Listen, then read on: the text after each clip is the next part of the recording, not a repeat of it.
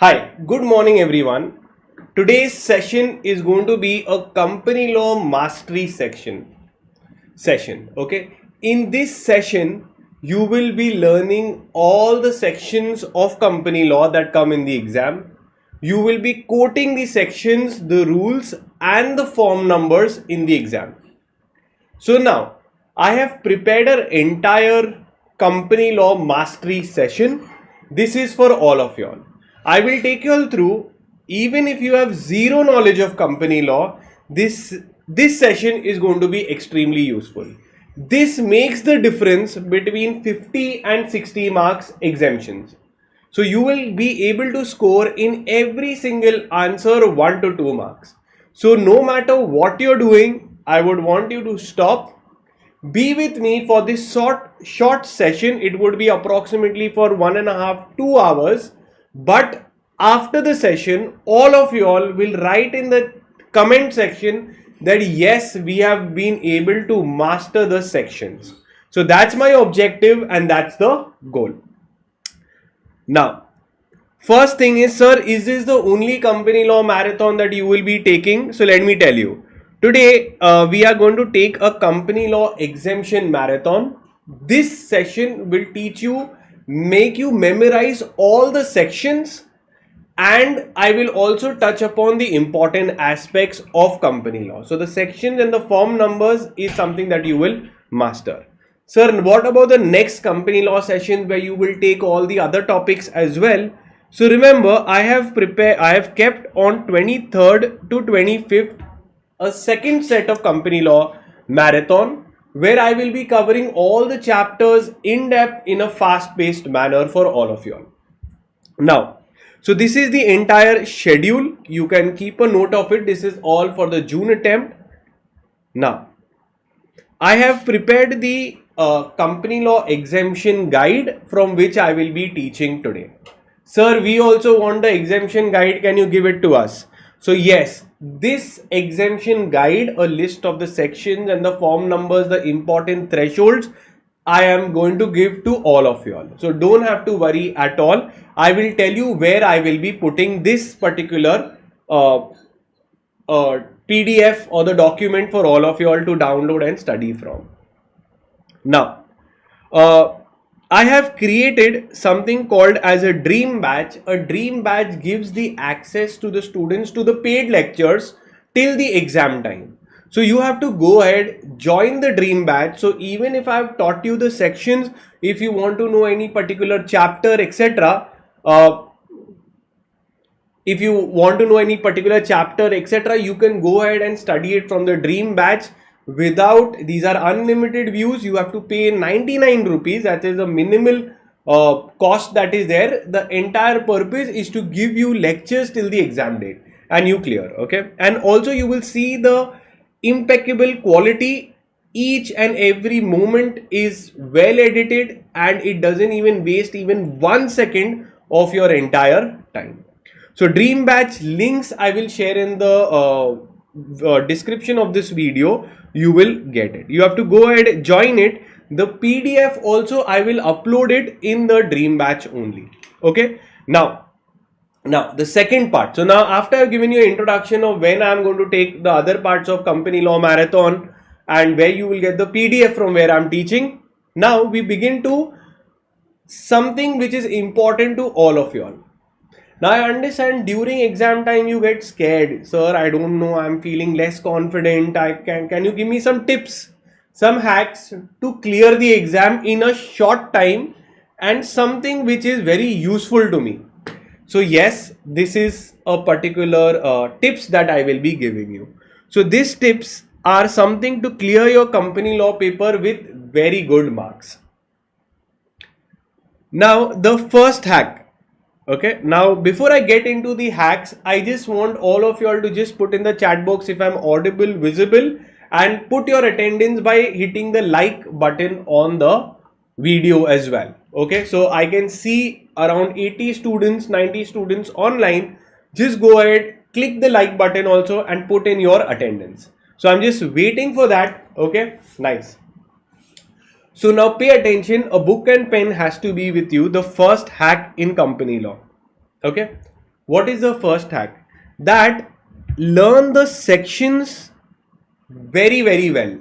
I will tell you also why it is very important, why the section numbers are very important. I will take you papers. Okay, so if you go to see certain rankers papers, if I show you every answer, they are writing sections. So you also need to quote the sections. Next, start the answer with the sections only. Next, underline the sections.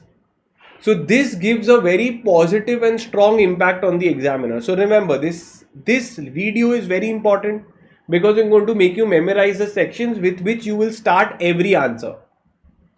Next, learn the format of the drafts. All the draft format also I'll be giving you all, don't worry.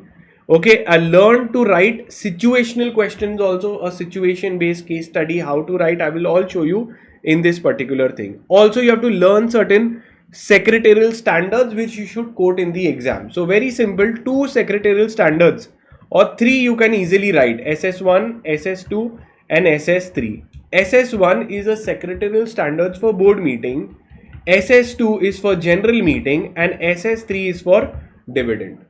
So you will write as per section 118 subsection 10. Okay, it is told that secretarial standards 1 and 2 has to be followed by every single company.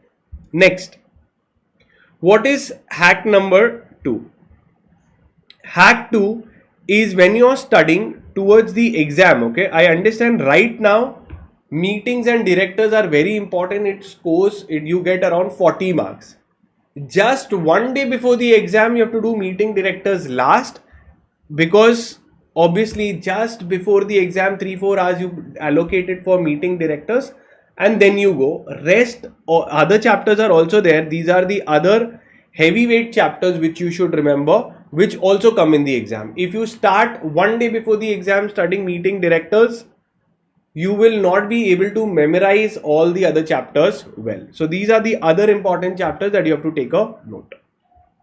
Next, okay, now hack number 3, you get 15 minutes.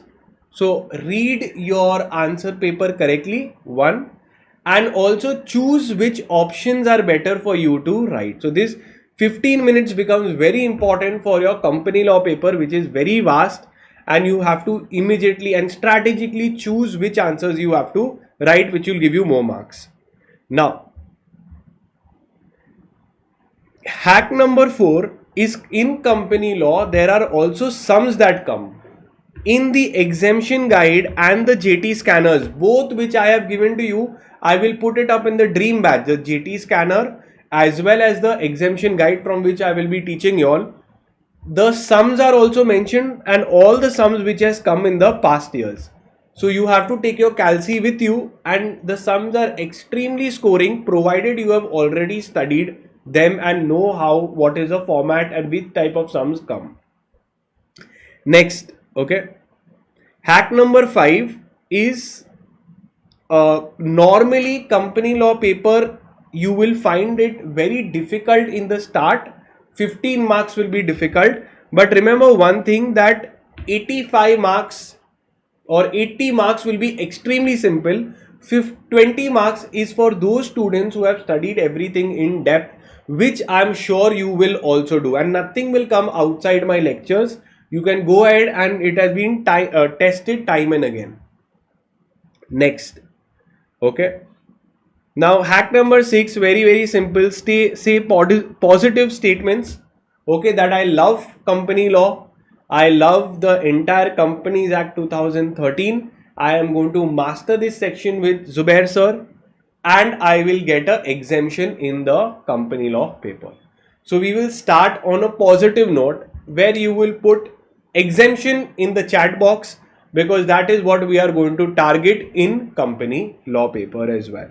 Okay, now these were the hacks. Now I just want to show you some sample papers, because many times students wonder how to write the answer. They might know the particular they might know the concept but cannot write. So this is a answer paper by All India Rank 13 CS Final, Fatima ma'am. Okay, now Fatima ma'am has written a particular model answer paper for all of y'all to explain how to write a particular answer. Okay. Now, you see, when she is starting a question like that, now these are all exam questions that, reduction of capital and diminution of capital, are they the same? So if you see the answer, see how she has presented. She puts the title and she will start with the section. Now, moment you start with the section of the Companies Act, it gives a very good impression, and no wonder she has got a 13th rank in CS professional level. Okay, so this is how you have to present your answer in the exam. Another thing, if you see, every time any answer that is there, you will start with the section number, and obviously presentation is also extremely important. Now, so I have shown you the answer paper of a All India rank holder, Fatima ma'am. You see her handwriting and her presentation so beautifully, and so well she concludes as well. Now this PDF where Fatima ma'am is showing how to write the answers, also I will upload in the Dream Batch. The links are in the description of the video, so you will go ahead and get it and you will be able to understand. Now, without further ado, is the time where we start with our exemption guide. Okay. Now, without further delay, okay, we will start with the exemption guide. Okay. So good to go. Everyone in the chat box, GTG, that we are good to go. When I say you're good to go, you should have a book, a pen, and no disturbance, and you should be in a secluded room. 1 to 2 hours, give it to me. I will make you master the company law sections, and after the lectures are over, after this video is over, when you memorize the section by the end of the day, I want you all to come back to this video, and in the comment sections you have to say that yes, I have been able to memorize the section. So that way even I will know that you have done your homework, and even this is your job after the video is over, when you have perfected the sections of whichever I am giving you in the exemption guide, then you have to come back on this video and then put that, sir, I have memorized the section, and that will give me happiness, you confidence, and this is your to do for the day today only. Okay, GTG in the chat box and we start. Okay, great. So even I am ready. Let's start. First, now, how to get a exemption in company law? So very simple is the sections. You learn the situational questions, how to attempt the situational questions. You start with the sections.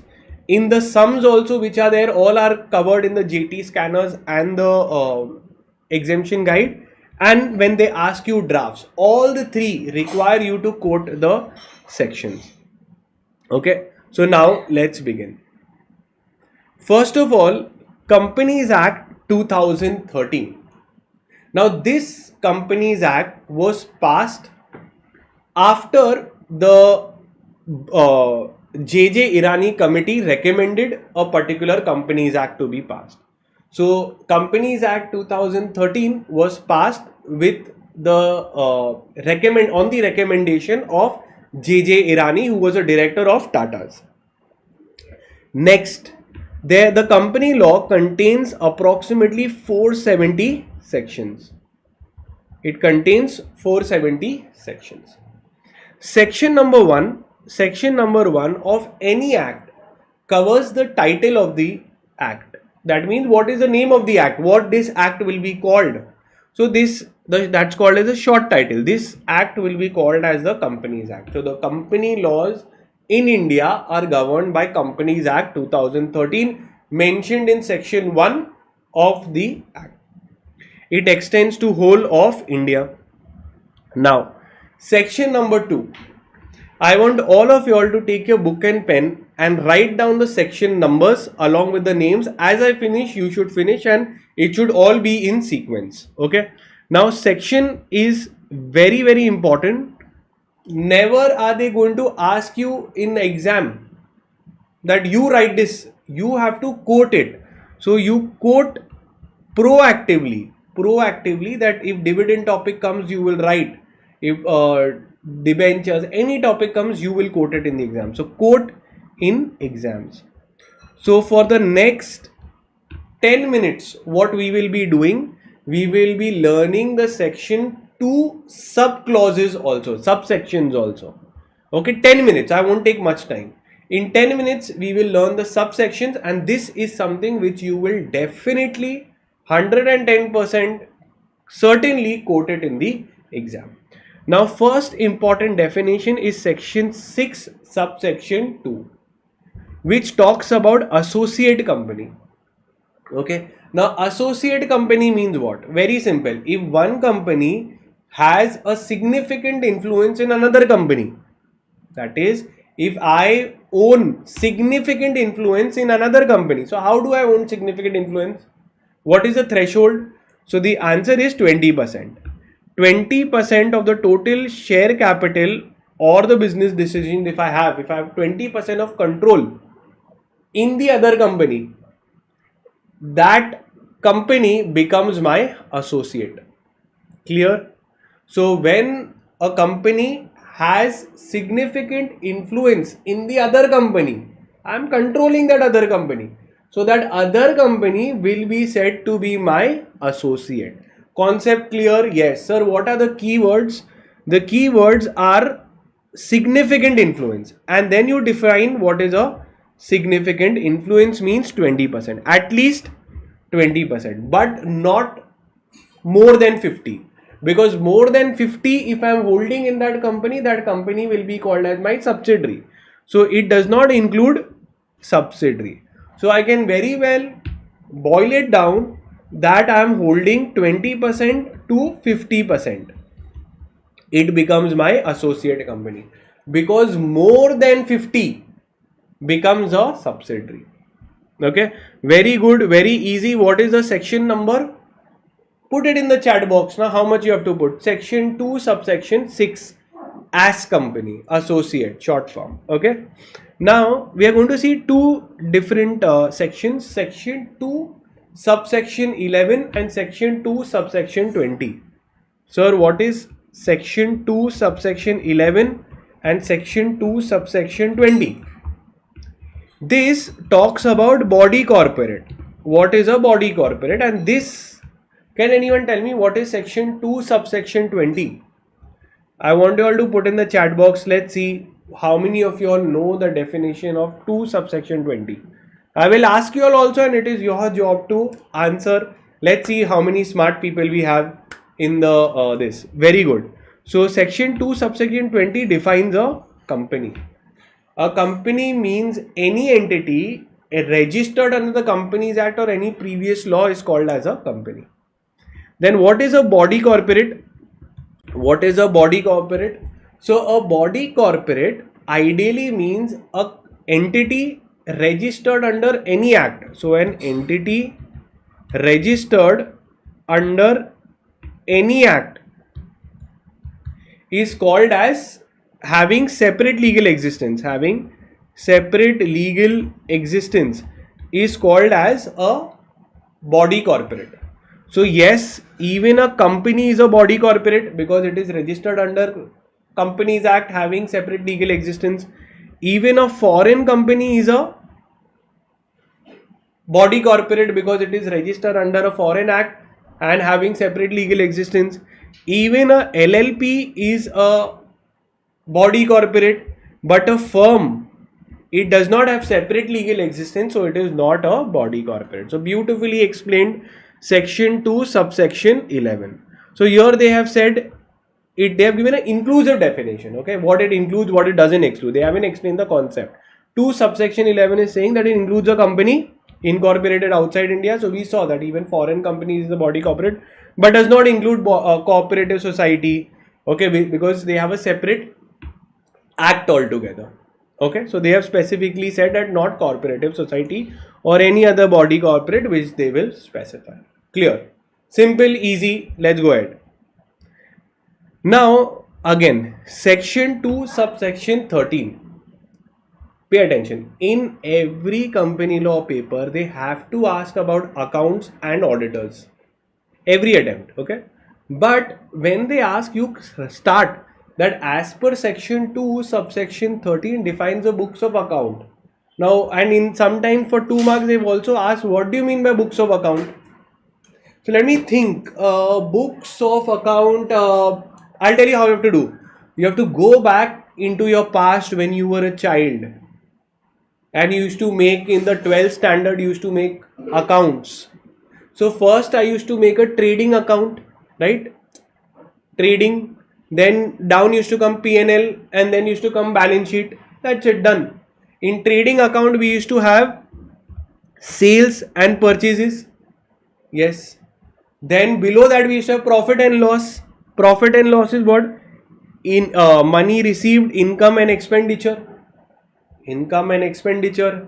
And in balance sheet we had assets and liabilities, okay, and items of cost.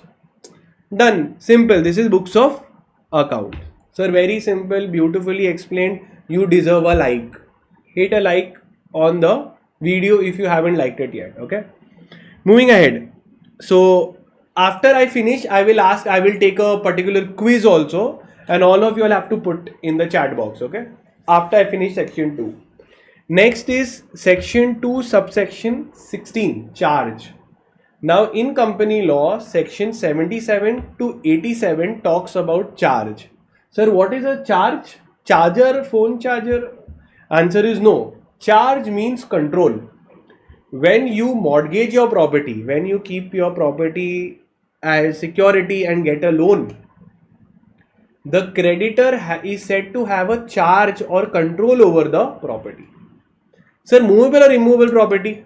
Any property, movable, immovable, tangible, intangible property, when you keep it as security to avail a loan, that's a mortgage, right? So it includes a mortgage, but mortgage is only for immovable property. So even movable property is covered. So see, when it includes a mortgage, I told you, immovable property is covered, but it also includes any kind of property, interest created on a, or a lien created on property or assets of the company, okay, as a security, and includes a mortgage. So beautifully explained.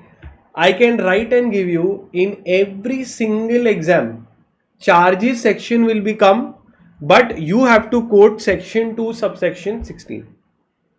Next, company, sir has already explained. Let's go next. Now control is not that important, but I will just tell you what do you mean by control. If someone will tell that XYZ has control over the company. So control means what? Control means you're controlling the board of directors.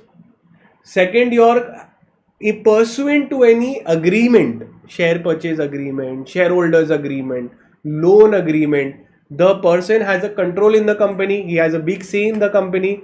Or third, if he has a right to appoint majority of the directors, controls the policy decision, okay, directly or indirectly by virtue of any kind of agreement, shareholding agreement, management agreement, voting rights, etc. So control means majority directors you can appoint or control the company on the policy decisions. Very simple. Sir, it was not important. What was not important? Section 2 subsection 27 definition of control was not important, okay. But what is important? Section 2 subsection 30. See, 2 subsection 16 is charges. Very important. It's a pura chapter. You have to write it. And section 2 subsection 30. Debentures. So what are debentures? So let me tell you what happens is when a company wants a loan, they go to a bank. One bank will give me a loan of 1 crore and I will give them principal, interest regularly. So this is a normal loan agreement. But when I decide that I don't want to go to a bank, I want to go to multiple people, public, and for 1,000 rupees I will issue them small loans I will take from them. So I will issue them debentures, they will pay me the debenture amount, I will pay them interest on that 1,000 rupee debenture. Same concept, they are also creditors of the company. So how do you define, sir? How do you define a particular debenture? So let me think. How will you define? Can anyone tell me? Debenture definition is only not given. In simple words, they say acknowledgement of debt. If you like the words, please write it down. Acknowledgement of debt. What they tell you? Evidencing of debt. I've taken a loan from multiple people. So here they have given an inclusive definition that includes debenture, stocks, bonds, any other instrument evidencing debt. Okay, constituting a charge or not. So maybe it could be secured debentures or it could be unsecured debentures. Next, deposits. Again, sir, this is a very important chapter, section 2, subsection 31. Okay. Now, what is deposits? Any receipt of money by the company is called as deposits. So, any receipt of money by the company is called as deposits, but does not include anything which has been prescribed by RBI. So, when you read the rules of deposit rules, you will see that they have told that is in rule 2C, they define deposits. Okay, that what are deposits, what are not deposits in rule 2C of deposit rules. Right now, sir, I want to remember 2 subsection 31.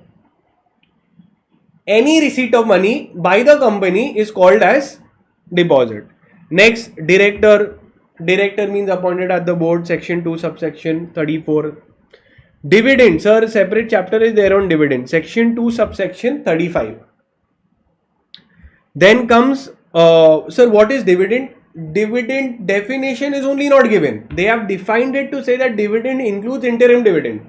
Inclusive definition has been given. Okay.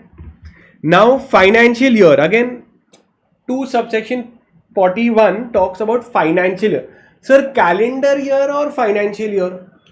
What is difference calendar and financial year? So calendar year starts from January. But when we do, it comes from 1st April to 31st March. That is a financial year. So this is what it is written. In relation to any company, it means a period ending on 31st March.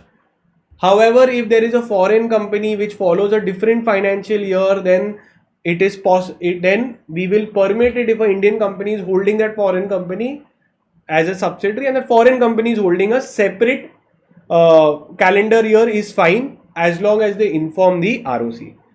Okay, so this is what they are saying, that wherein a company incorporated, okay, a corporate which is holding, so there is an Indian company and the subsidiary is outside India and it is required to follow a different financial year. So it is allowed, big deal, the central government may allow it, finish, nothing more. Now sir, for sums, okay, sometimes they ask you to calculate free reserves. For example, when we see where does free reserves come, CSR calculation, when they say 2% of net profits, or when it is applicable, the word free reserves comes, or in your loans and investment by company, so maximum amount of loan. So every time they say that security premium plus free reserves plus paid up capital. So here free reserves means what? Section 2 subsection 43 to 243. What do you mean by free reserves? Can anyone tell me in simple words? I'll tell you in simple words. Let's see whether you would have said the same thing.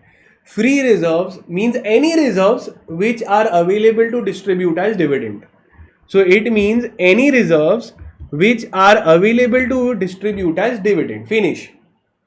But does not include revaluation reserve, fictitious reserves, any kind of reserve which is not yet made, notional reserves, all those will not be done because they are not real money. Okay, so this is distributable as dividend, it is a reserve, provided that unrealized gain or any kind of which is not treated as any change, that is basically revaluation reserve. Revaluation reserve is not treated as free reserves. Okay, sir, after we do these sections of section 2, will you ask us questions? Yes, and I'll want all of you all to put in the chat box, note it down. Let's see how many of you all can answer it correctly. Next, holding company. Holding company means who is holding or controlling a particular which has subsidiaries. So holding company means a company which has subsidiaries. Okay. Next is 2 subsection 51. Now this also you can quote in the exam. Sir, where I can quote? So anywhere in your situational answer you will write that if there is a non-compliance in the Companies Act, the KMPs will be held responsible. KMP specified under section 2 subsection 51. Who are the KMPs? You will see company secretary is there. Then CEO, CFO, WTD, etc. will be there. Okay. They are KMPs. Now, manager, managing director, and 2 subsection 94. All three are studied together. So, what? 94. 2 subsection 53. Okay. So, section 2 subsection 53. 54. So, 53, 54 and 94.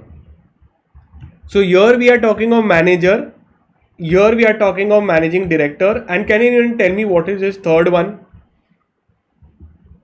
What is the third one?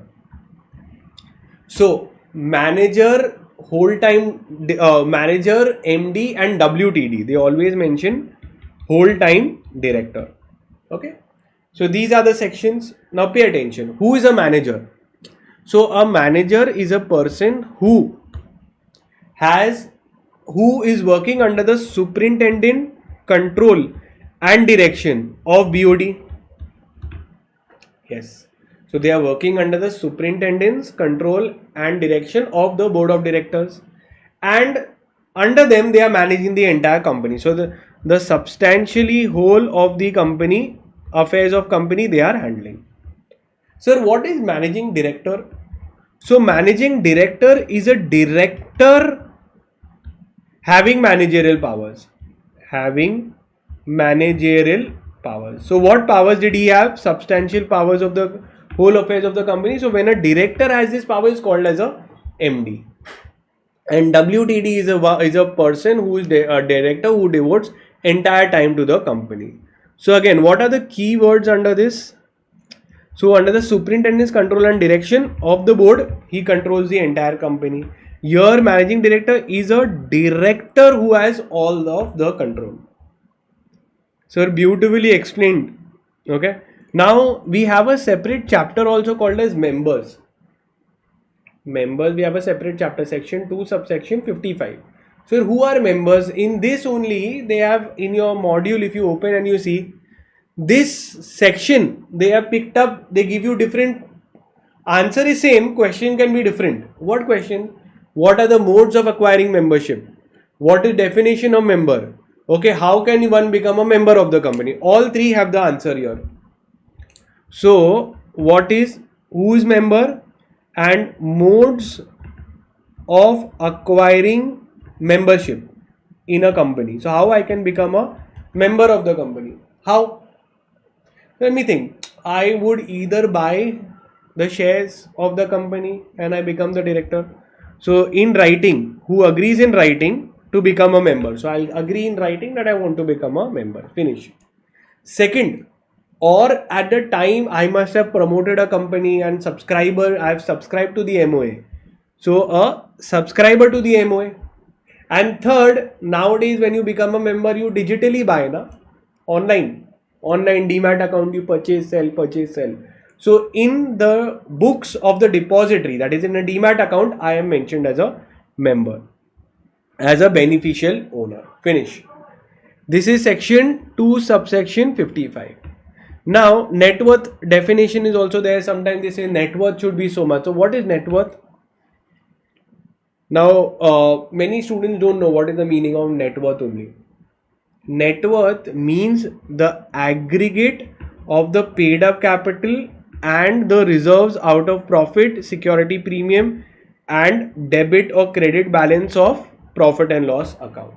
So actually net worth they are taking entirely, okay, and after deducting the losses, deferred expenses and expenditure not written off, but includes reserves created out of revaluation, write back of depreciation, amalgamation. So sir, in short, Net worth, you see there is a full calculation, what is included, what is not. But we should know paid up capital is included, free reserves is included, security premium is included, what is excluded, losses are excluded, any kind of deferred expenditure is excluded, okay, and the list is given. Now there is a separate topic for prospectus. What do you mean by the term prospectus? Prospectus is a document, or it is an invitation to public to subscribe to the securities of the company.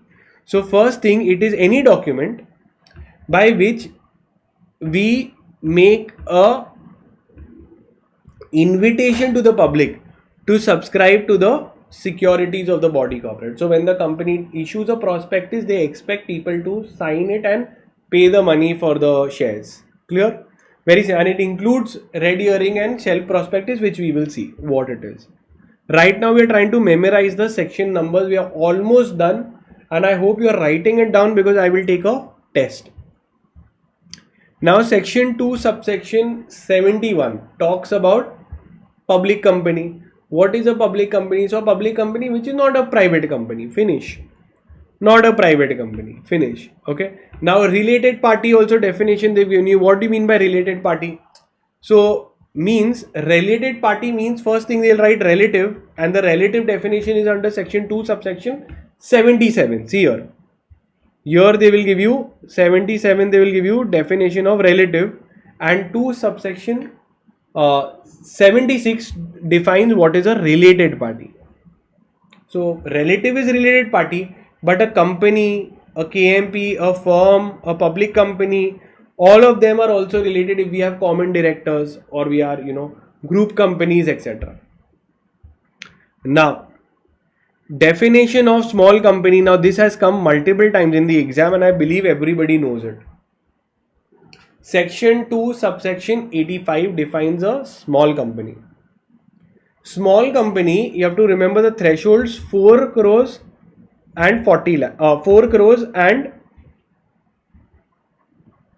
wait, the 4 and 40, right? No, so it is 4 and 40, correct. So 4 crores and 40 crores. So if the paid up capital of the company is up to 4 crores and turnover is up to 40 crores, then we will say it is a small company. Okay. So you can write down the threshold: 4 crores and 40 crores. 4 crores is paid up capital and this is turnover. Small company. But very important, this is what people miss. Very, very important. This is not small company. So if a company is a holding or subsidiary, so it is not a small company. Section 8 company cannot be treated as a small company, and a body corporate governed by a special act, like for example LIC, there is a separate act altogether. Okay, RBI Act, RBI, these all are not small companies. Clear? Okay.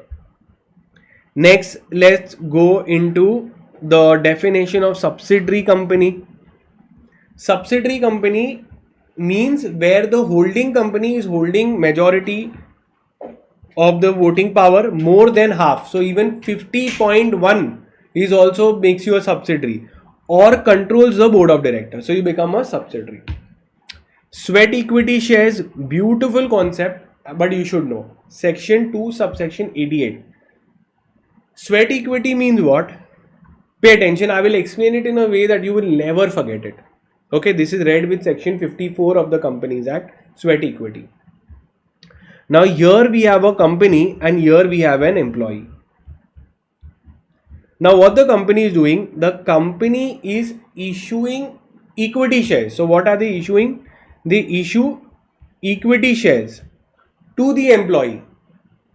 Normally the employee should pay cash for the shares that he is getting, but an employee doesn't pay cash. He gives money's worth. He gives some intellectual property rights. So the company is issuing equity shares to an employee for consideration other than cash. Could be value addition, some kind of technical know-how, or intellectual property by whatever name called. So beautiful, full line has been given. Now we are done with the section 2.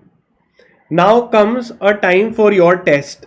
Okay, now is a time for your test. I want the definition of associate company. What is the definition of associate company? I mean just the section number. Then slowly we will go to see chapters. Okay, in company law we have certain chapters like books of account.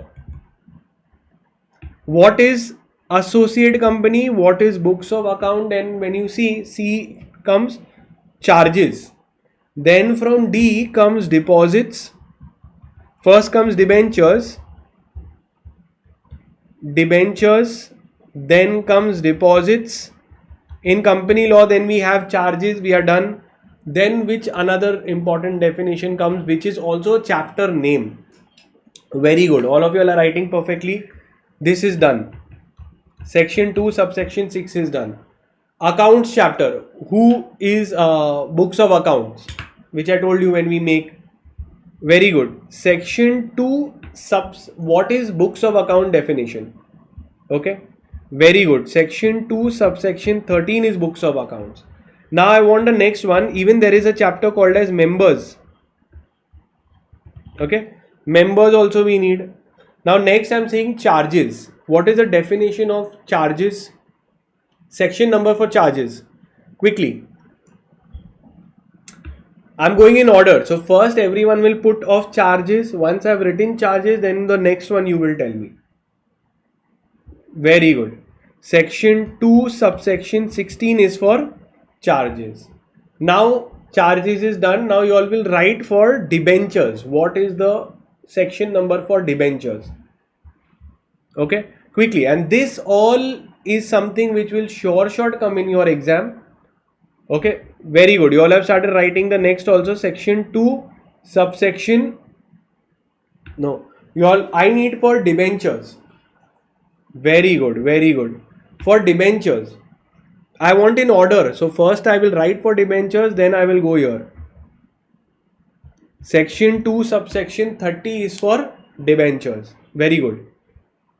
Next, for deposits, what is the section number? Deposits section number. Very simple. Right after debentures, then we come as section 2 subsection 31. Very good, very good. Okay. So we are writing this, and all these are chapter number names. Okay, proper chapters in company law. So you will write these sections in the exam hall as well. Okay. Now I need for members. What is the definition of members? Section number for members. Quickly, I am looking at the section numbers for members. All of you all this has to be quoted in the exam. Okay, this you will have has to be quoted in exam. Very, very good. Perfect. 2 subsection 55. Now let me think. Am I missing anything? Any particular important section which is also a chapter name? We have debentures, all of this. I think we've covered more or less this. Okay. So take a note, take a screenshot, and please quote it in the exam. Okay. Done. So let's move ahead to the other parts of this as well. Okay. Very, very good. Now let's see if we missed out on any particular thing which is also a this name. Chapter name. Okay. I think we are more or less done. Beautiful. We have learnt, memorized all the section 2. You all are writing it so beautifully. So something which students don't remember, you all are answering it so well, and that too in the first 20 minutes of the session. Very good. I'm very happy. Prospectus, everything done. Okay. Now, yeah. So again, so KMP, let's see. If you all are writing a particular, someone from you all in the chat box will write the particular topic, we will write the section numbers. So someone has written, KMP. We can quote this also in the exam. Very good. So KMP section and one more I will take and I will close it. Okay. Quickly, what is section 2 subsection 51 is your key managerial person. Now time to move ahead and to learn the other part. Section 2 is done. Go ahead, hit the like button, and I think you all are going to finish the learning the sections with me only by the end of this session. Now from here I will tell you what comes in the exam which you have to quote. Okay, now pay attention. In chapter 2, which is your incorporation of companies, there are few sections that you have to learn and write. Now which are those sections? Let's see. Section 3, I'll tell you first all the section numbers. Section 3 subsection 1 says that there are 3 classification of companies: private company, OPC, private and public. There are 3 classes of company: OPC, private and public. Then subsection 2, section 3 subsection 2 says that these company could either be limited companies or it could be unlimited companies. Now limited companies means they are limited either by shares or by guarantee. Okay, so maximum amount that is payable is the unpaid amount on shares, and in guarantee companies the maximum amount of liability is the amount guaranteed to be paid at the time of winding up. Unlimited companies are also there. Here the liability becomes unlimited. It can extend till personal assets also. So section 3 is done. But in exam and in your chapter also you will see section 4. MOA AOA is a separate chapter. Memorandum articles and alteration and of MOA and alteration of articles is there. Very important. Okay. So section 4 talks about memorandum. It talks about the various clauses, the different clauses which are there. Section 5 talks about the articles, the rules, regulations and bylaws of the company. Entrenchment provision is a past exam question. What do you mean by the term entrenchment provision? It is given in section 5 subsection 3. Now entrenchment provision means anything, any particular matter which you put in the articles which requires more than 75% consent, more stringent than special resolution is an entrenchment provision. More stringent than special resolution. It is called as entrenchment provision. So for example, so what happens if the company decides, the shareholders decide that listen, whenever we want to do a merger and amalgamation, we'll take 95% consent. So if you write it, so it is telling that you require more than 75% consent, any matter. We like you and me have a private company, we put that listen, if we have to ever take a loan, 100% consent should be taken, only then we can take a loan from any bank. So this becomes an entrenchment provision, making it more stringent or difficult to do than a special resolution which requires 75%. Simple, easy provision. Let's move ahead. If there is a conflict, now you all tell me, if there is a conflict between the MOA, AOA and the Act, which will prevail? So very simple. See, AOA, Articles of Association is there and a MOA is there. Which is a more superior document? I want you all to put in the chat box which is a more superior document. So if there is a conflict between MOA and AOA, which one will prevail? Quickly. Between MOA and AOA, which one will prevail? Very good. MOA will prevail. But if there is a conflict between MOA and the Companies Act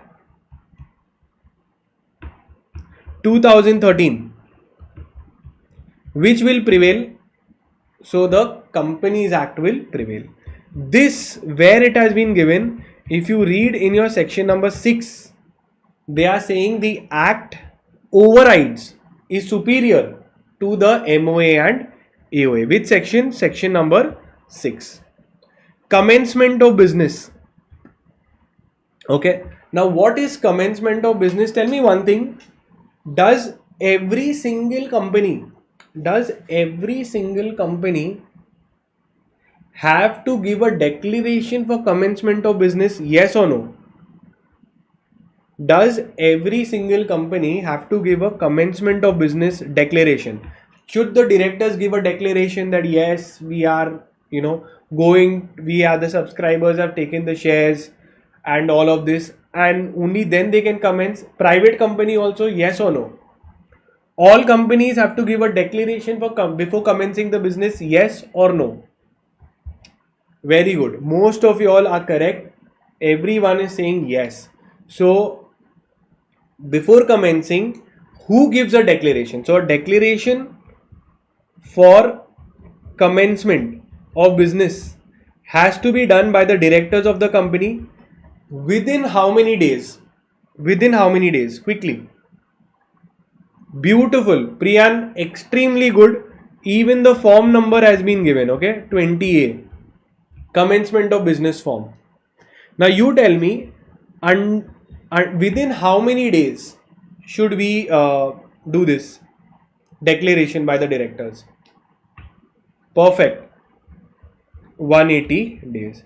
So this declaration has to be given by all companies, not only public but also private companies. Before starting their business, they have to give this kind of declaration. Second, in the declaration, what will be there? In the declaration? That yes, the company has complied with all the laws and the subscribers have taken up the shares which they have promised to give. Clear till here? Yes. Beautifully done. Concept clear. Section 10A. Okay. Next, alteration of memorandum is given in section number 13, and alteration of articles is given in section number 13 and 14. Now, and one is, there is a separate chapter also for you, you can note it down, is conversion of company. If one company wants to get converted, private wants to get converted into public wants to get converted into private. So all of that can be done. Both conversion is allowed. Section number 18 allows it. Now I will ask you all the section numbers. Please go through it. I will just go through these sections given on screen. I will ask the topic. You all have to tell it in the chat box. Okay. Because this is a short exam question that you will have to write. Now, let's start. So the very first one, okay, very first is, okay, now MOA section number and AOA section number. Now you have a chapter in company law, right? MOA, AOA. So you will start question on MOA, AOA is confirmed. Whenever you start, please start with the section number. What is the section number for MOA? First tell me for MOA. Section number for MOA. Very good. Section 4 talks about MOA. And next I want to know, and section 5 is for AOA. Very good. And section 5 is for AOA. Now I want to know, for this is the provision given. Now for alteration, what is the section number? Alteration, there is a separate chapter for alteration of MOA, AOA. What is the section number for alteration of MOA? Quickly, MOA alteration section number. Okay. So we saw that every clause, name clause you want to alter, your registered office clause, any other clause, it is there. So it is section number 13 and this is section number 14. And always remember, whenever you want to alter, you have to take a special resolution. Okay. So just give me 2 minutes. I will resume. I think just resolve the issue.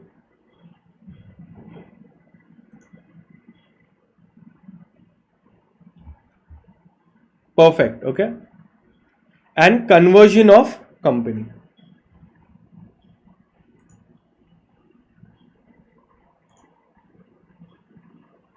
In-stream name. Okay. So now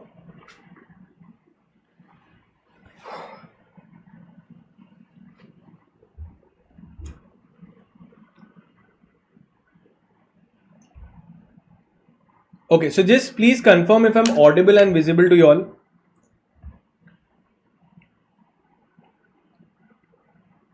Okay. Okay. So very good. Now remember that alteration of conversion of your company from private company to public and public to private, from company to LLP, from LLP to company, all of this is covered, can be done under section 18 of Companies Act. The detailed provision we will obviously do, you don't have to worry. Right now it is about learning the section numbers because our answer and paper starts with this. Next. Now coming to next important thing from your chapter 3 of Companies Act. We talks about prospectus and allotment of securities. For here, you also have to know the form numbers PAS 1, 2, 3, 4. So there are, see, till now I didn't teach you any form numbers, was not that important. But now this form number of this chapter is also important. So let's understand. First, I will tell you all the important sections. Section 23 talks about private and public offer. So a public company can do public offer and private placement, bonus issue, right issue, everything. And a private company can only do right issue, public bonus issue and private placement. They cannot go for public common sense. Very simple, section 23 is done. Then comes the concept of deemed prospectus. Okay, not very important.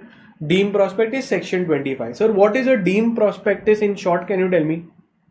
So deemed prospectus, what happens? Sometimes in a company, in order to bypass the prospectus laws, they issue a document through an agent to the public.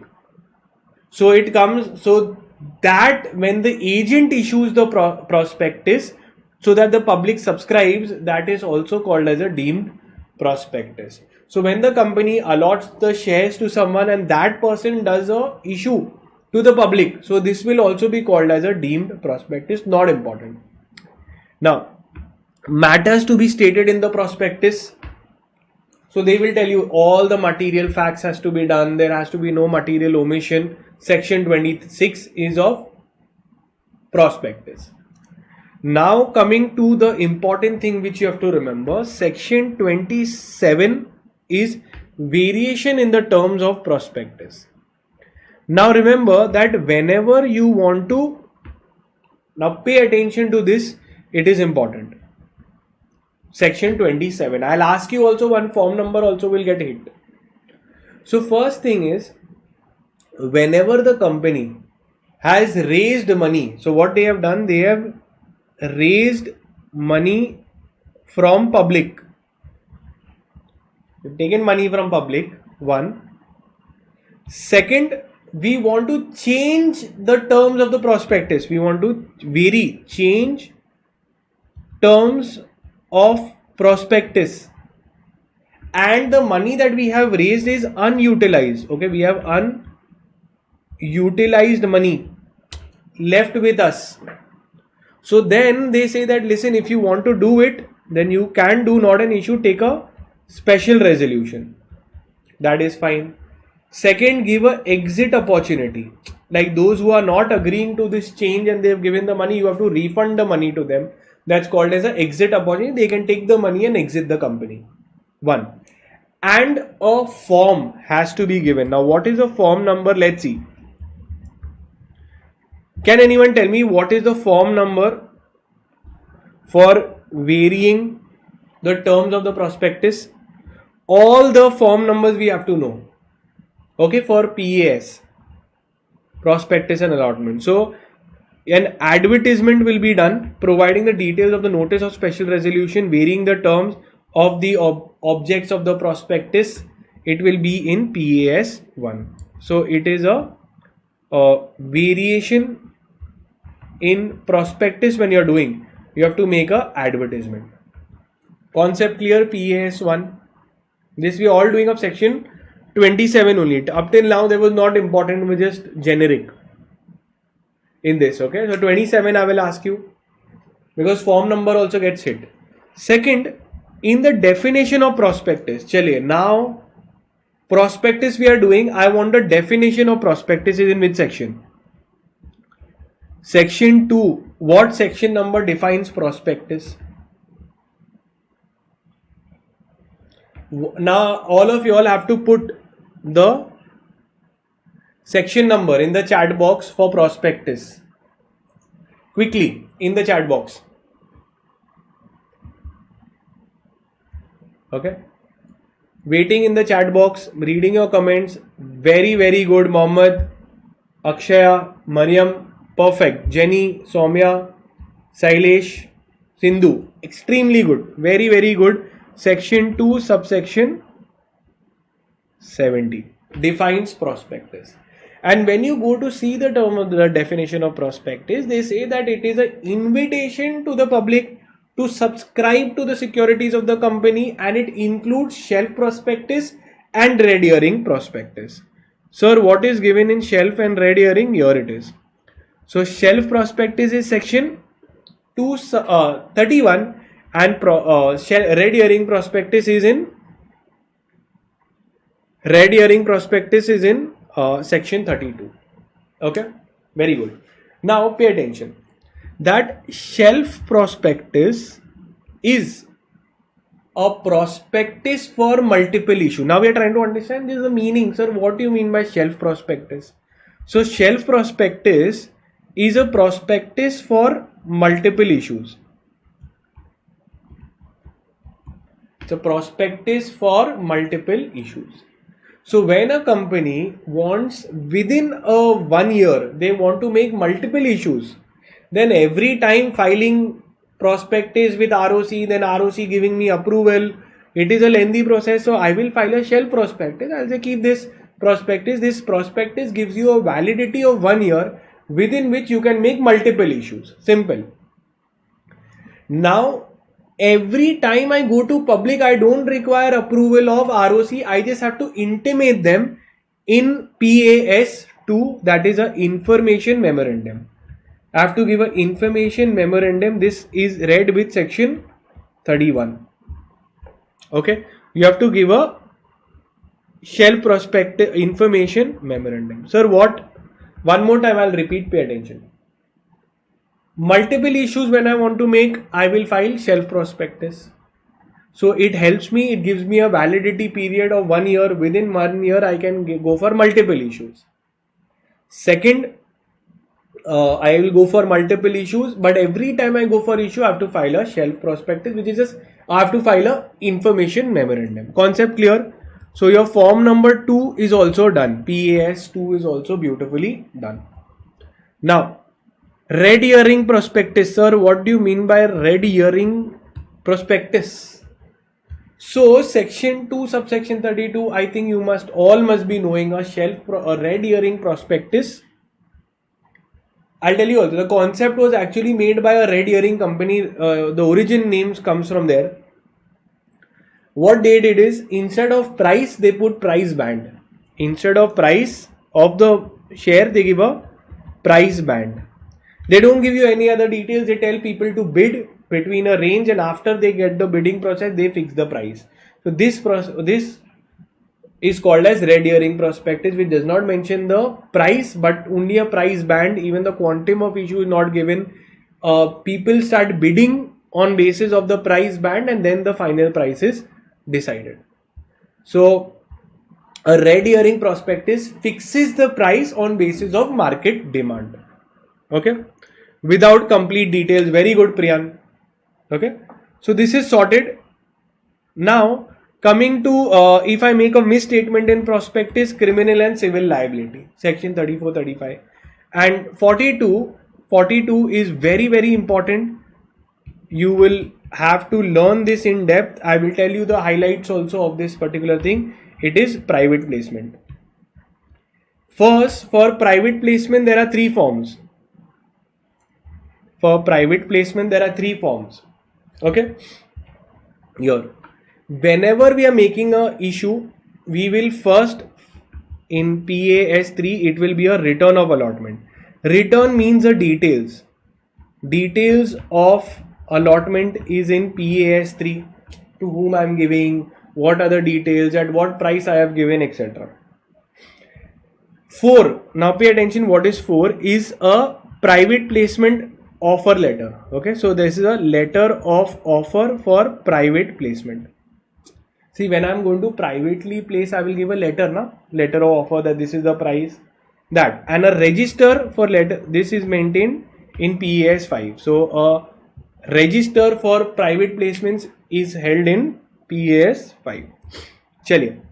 Is this clear? Can I take a test of all of you all now? Okay. In private placement, I will also ask you few questions for private placement. To what is the maximum amount, what was the time, etc. But first, let me take a test of all of you all of the important thing. What is PAS1 for? PAS1, what is it for? Quickly. PAS1, what is it for? PAS1, what is it for? Okay, you all can put it in the chat box. Then we'll see 2, 3, 4 and 5. Okay. Very good. Variation in prospectus. Perfect. Great. Second, 2 is with respect to, I will give you hint. What is PAS2 for? Please tell me. I will give you the hint also. It is for section 31. It is connected with shelf prospectus. Shelf prospectus. I want you to tell what is PAS2 for. Okay, what is PAS2 for? Very good. PAS2 is for information memorandum. Very good. Every time a company is going for a public issue, instead of filing prospectus, they will file a information memorandum. Now PAS3 is for return of allotment. Return of allotment. No matter if I'm issuing shares, preference shares, debentures, PAS3 has to be filed. Very good. Now I want what is PAS4 for? What is PAS4 for? PAS4, what is it for? PAS4, very good. Okay. PAS4 is for the section number I will write. So it is related to section 42. Private placement. Okay, very good. And this also is related to section 42, private placement. This abridged prospectus you are writing, so that is different. That is section 2, subsection 1. Here we are seeing private placement, letter of offer. Very good. Letter of offer for private placement is issued in PAS4. Very, very, very, very important. You cannot forget. Okay. And PAS5 is a register or record of private placement. Clear till here? Now, when we are doing, pay attention. Now, when we are doing private placement, okay, private placement, just let's look at few points. I have the entire depth, but I don't want to go now into this. Just one thing is, you can issue to maximum how many people? To max how many people? Private placement can be done. Private placement meaning is what? That when securities are issued to a specified identified persons, that is called as private placement. It can be issued maximum to dash people. Maximum to 200 people in a year. Very good. And next, out of this, QIBs are excluded. Who are excluded? Qualified institutional buyers are excluded when we are doing this. Okay, very good. Now moving to the next section number. So we are almost learning the sections on the go. If you not liked the video, like the video till now. If you have not shared it, I'm just asking you all to inform your friends in a group or in your WhatsApp, Telegram, any one place. You share it with them. Okay. Now it will help them also and it will help me also. I really like when more students participate beautifully like you all are participating. Okay, so next we are learning sections, the other sections, that is section number 43, kinds of share capital. In kinds of share capital, remember that we know that there are equity share capital, equity shares and preference shares. There are two kinds of share capital. In equity, they further talk about differential voting rights, DVRs, differential voting rights. Okay. Now in DVR, they say that listen, there is a rule 3 and 4, which talks that we can even issue equity shares with different voting rights. Some get more, some get less. That is possible. To issue DVR, there is some important conditions. There are important conditions. One is that they should not be in any default. One.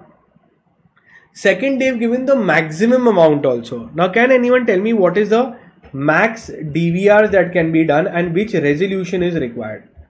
I want the maximum number of DVRs that can be issued. A company cannot have all shares, can't be with differential voting rights, right? I want maximum number of DVRs that can be issued and which resolution is required to issue DVRs. DVR only for promoters? No, DVRs can be issued to members, anybody. Okay. Now I want which resolution is there. Can a public company make a private placement? Yes, public company can do what private companies can do, plus they can go to public. Okay. Okay. Tharini is saying special resolution. Do we require special resolution for DVRs? Ordinary resolution. And 70, Santosh, extremely good, extremely updated knowledge. Because earlier they had given 26, but it is 74%. Very good. Sriniti, excellent. So it is 74% of post-issued capital. So the maximum DVR that I can issue is 74%. One. And with ordinary resolution. Earlier it was special resolution needed. Now they have reduced it to ordinary resolution. Please note it down. It's very important. Okay.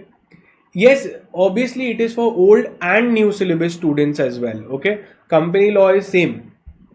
Shrishtika, Lavanya. Okay. It is for old and new syllabus. Now, variation of shareholders' rights. Now remember, if a company wants to vary same condition, special resolution, and you require exit opportunity needs to be given. Clear? Now we are going to see. Now see, remember till here we have done only two sections. But I took you to 3 DVRs also. Here we are seeing a few sequence of sections that will be there. Sequence of sections, and in a beautiful flow, I will make you learn. If you learn the flow of these sections, now I will teach you. You will share this video in some WhatsApp or Telegram group and inform them that sir is really good. He's really helping us and I'm sure to get an exemption. Watch it, even you will get an exemption. Okay. So ready to learn the flow, the beautiful little flow that I have made? Yes or no? Okay. So let's begin. So first thing is, the flow is very simple. Section 52, 53, 54, 55, 56. So this flow I will teach you and you will learn it in one go only. First, issue of shares at premium. Okay. So if I want, I can issue shares at premium. At premium. Okay. Now we are issuing shares at premium. So when I'm issuing shares at premium, now pay attention. what is happening? Section 2 subsection 52 subsection 1 says that you can issue shares at premium. Subsection 2 is saying that listen, whenever you issue shares at premium, the premium amount has to be transferred into a separate account that is called as security premium account. Clear? And subsection 3 is telling you where you can use the security premium account and where you cannot. So can the security premium account be used to pay bonus shares, buyback, yes or no? So my question is that this money of security premium goes into security premium account. Can I use the security premium account to pay bonus shares, to pay for redemption of preference shares, for buyback? Yes or no? Yes or no? Can it be used? Answer is yes. Entire this can be used for the 5 purposes. Very, very good, Priyan. So those 5 purposes are there. Only those 5 purposes it could be used. Now that we did issue of shares at premium, then the next thing comes issue of shares at discount. Issue of shares at discount. Now, can a company issue shares at discount? Answer is no. Can the company issue debentures? Yes. Shares not allowed. Only one exception is there. Company cannot issue shares at discount. Only one exception is there. Can anyone tell what is that exception when the company can issue at discount? Quickly. What is that one exception where the company can issue shares at discount? Quickly, I'm reading in the chat box. When can a company issue shares? Very, very good. Mariam, Kishore, all of you all are absolutely correct. Shrusti, and which is given in the next section only. In the very next section is about only one exception, that is sweat equity shares or ESOPs. So a company can issue shares at discount, that is given in sweat equity. Excellent. Aarti, Sriniti, excellent. Okay. Now section 55. Now we did premium and all of this. Now we'll see preference shares. Issue of shares at preference. Preference shares are given in section 55. So is the flow clear? 52 is premium, 53 is discount. Only one exception is allowed, that is sweat equity. 55 is, we are talking premium, now preference shares.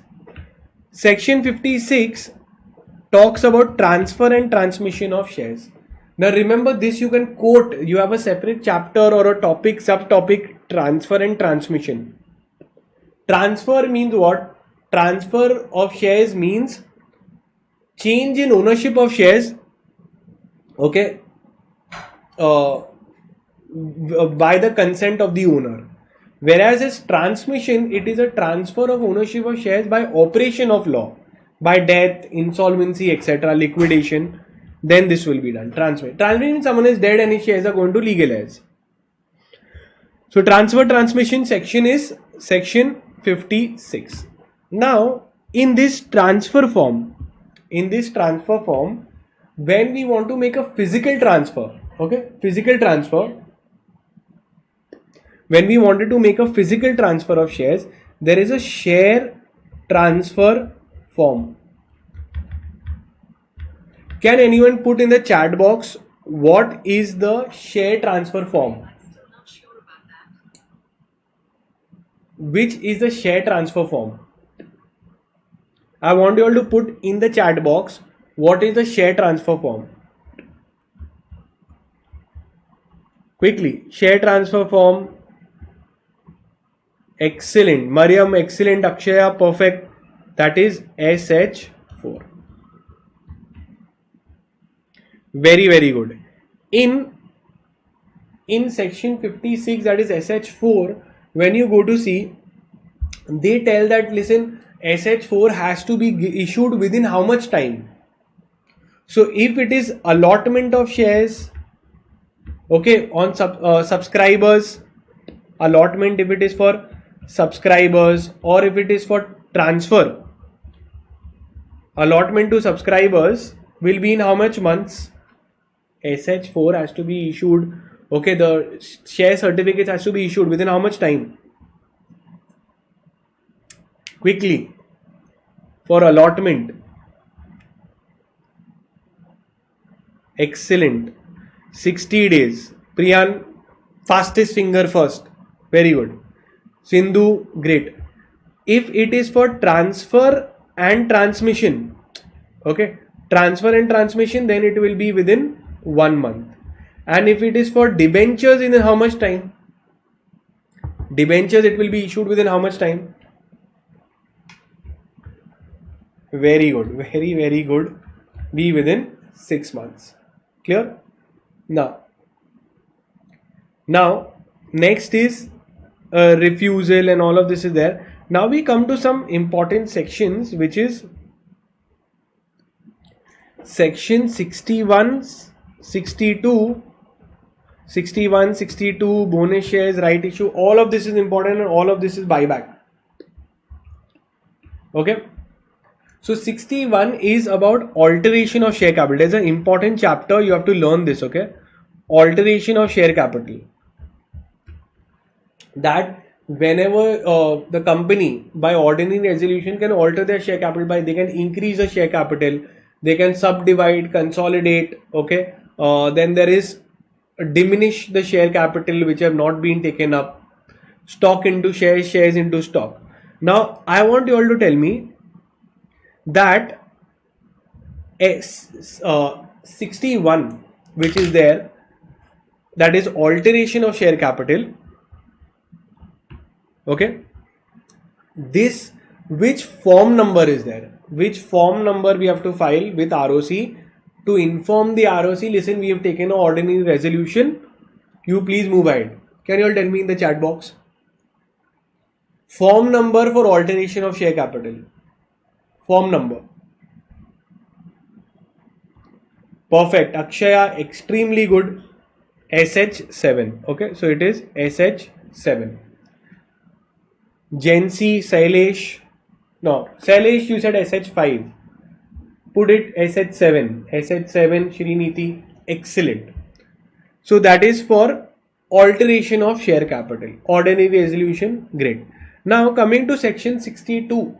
62, 1 talks about right issue, then 2 talks about you have your right issue in the section 62, right issue. The other one is your right issue, then comes your ESOPs, and third comes as preferential allotment. All the three, if you want to issue, you have to take a, so all the three, if you want to issue, here you can do. So if you want to issue, you can do it with the help of special resolution. Simple. Then comes bonus issue. Bonus issue also special resolution. Preference shares also special resolution. Ideally, issue of any security requires special resolution. Further issue also by way of right issue, ESOPs or preferential allotment, all special resolution. Now for bonus issue, special resolution, but in section 63, subsection 3, subsection 1 says that from where bonus can be given, and you will see that security premium account is mentioned. Subsection 2 says when you cannot give bonus, when you are in default of employees' dues or any of your deposits. And subsection 3 says that can I issue dividend in lieu of bonus or bonus in lieu of dividend? Yes or no? So answer is you cannot issue, instead of bonus I cannot give them dividend, and instead of dividend I cannot give bonus share. Simple. Then your buyback sections. Your buyback sections are from section 68, which talks about the buyback.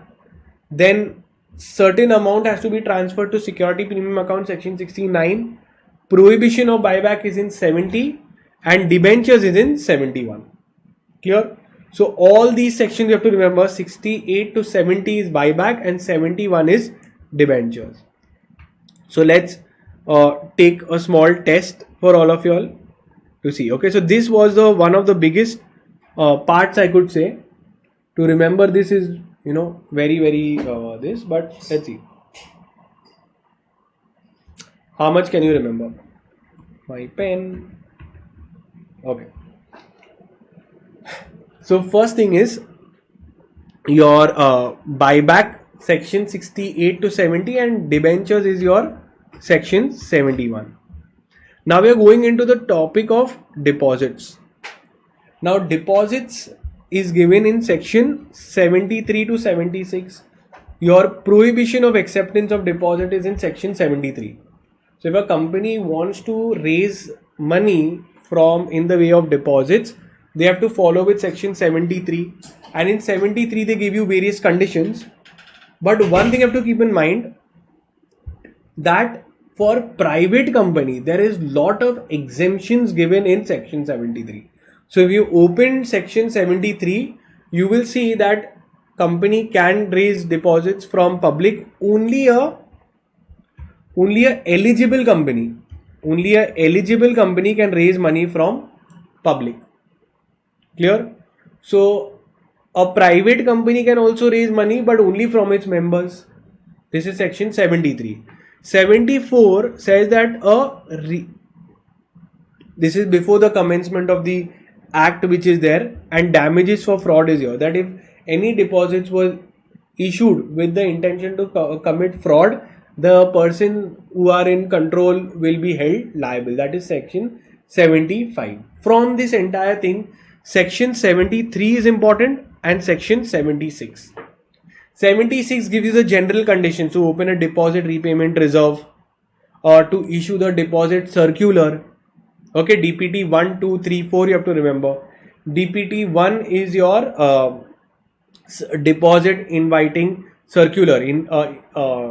Deposit inviting circular. This has to be given to the ROC DPT 1. DPT 2 is your trust deed, that a trustee has to be appointed, deposit trustee has to be appointed, and a trust deed will be in DPT 2. DPT 3 is a return has to be filed by the end of the month in the next 3 months. So March, the year gets over, April, May, June. So within 3 months, you have to file the return that in the year how many deposits are pending and how much you repaid. And for private company, certain exemptions have been given in section 73, this you can see. And 76 says only eligible company can raise money from public. Now what is an eligible company? So if you see section, your rule number, rule 2E.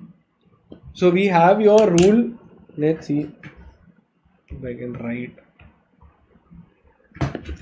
Now pay attention, just give me 2 minutes, I'm just checking my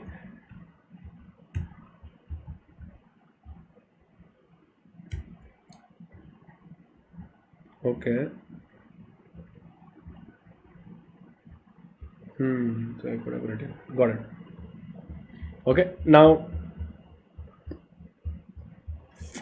just trying to get my pen in place. Think my pen went for a lunch break. Okay, so we are here. Now let's see. I think now it'll be fine. Okay, now pay attention. Here it gives you about DPT 1, 2, 3, 4. DPT 1 is a circular inviting deposit. This is a trust deed. This is a return of deposit, and this is that for existing deposits which were there at the time when the Companies Act was passed. So now it is irrelevant. So DPT 1, 2, 3 is important. Done. Now here you have to remember, in deposit you have to remember rule 2C, D and E. So what is rule 2C, D, E? So rule 2C defines deposits and it tells you what are not deposits. E. Rule 2D talks about what is depositor. So depositor is a person who deposits money with the company, and rule 2E talks about a eligible company. So can you tell me what is definition of eligible company? Go to your books and tell me eligible company means what. So eligible company, they will give you some threshold, and only eligible company can raise deposits from public. What is the threshold? Can anyone put in the chat box quickly? Okay, threshold for eligible company. What is the threshold for eligible company? So I'm reading your comments. I want you all to open your books, go to the eligible company, because only eligible company can raise money from public, and they require a special resolution to do so. Whenever they are issuing this, they obviously have to make a deposit repayment reserve. They will have to make a DPT 1, 2, 3 has to be followed. Very good. Sriniti, excellent. Turnover is 500 crores and net worth is 100 crores. Clear? So make a note of it. So DPT 1, 2, 3 is clear, eligible company is clear, and whenever they are issuing the the details, they will have to say whether it is secured deposits or unsecured. Secured or unsecured, they have to write that. Are these deposits secured by a charge or not charged? Very good. Excellent. Eligible company done. Now going to the next thing is charges. Now in charges, obviously I think this chapter is, as it is by nature, very simple.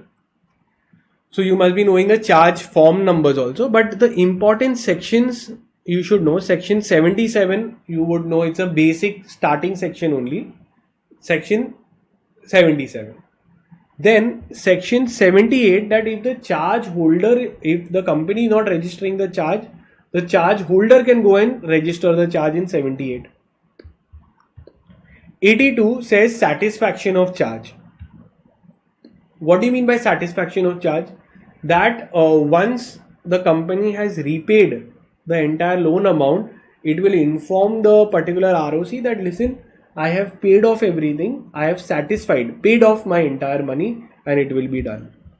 Now I want you to, let's see if we can fill the CHG form numbers. CHG 1, 2, 3, 4, 5, 6, 7, 8, 9, 10. Now one by one I will write. CHG 1. What is CHG 1 for? What is CHG 1 for? Please tell me.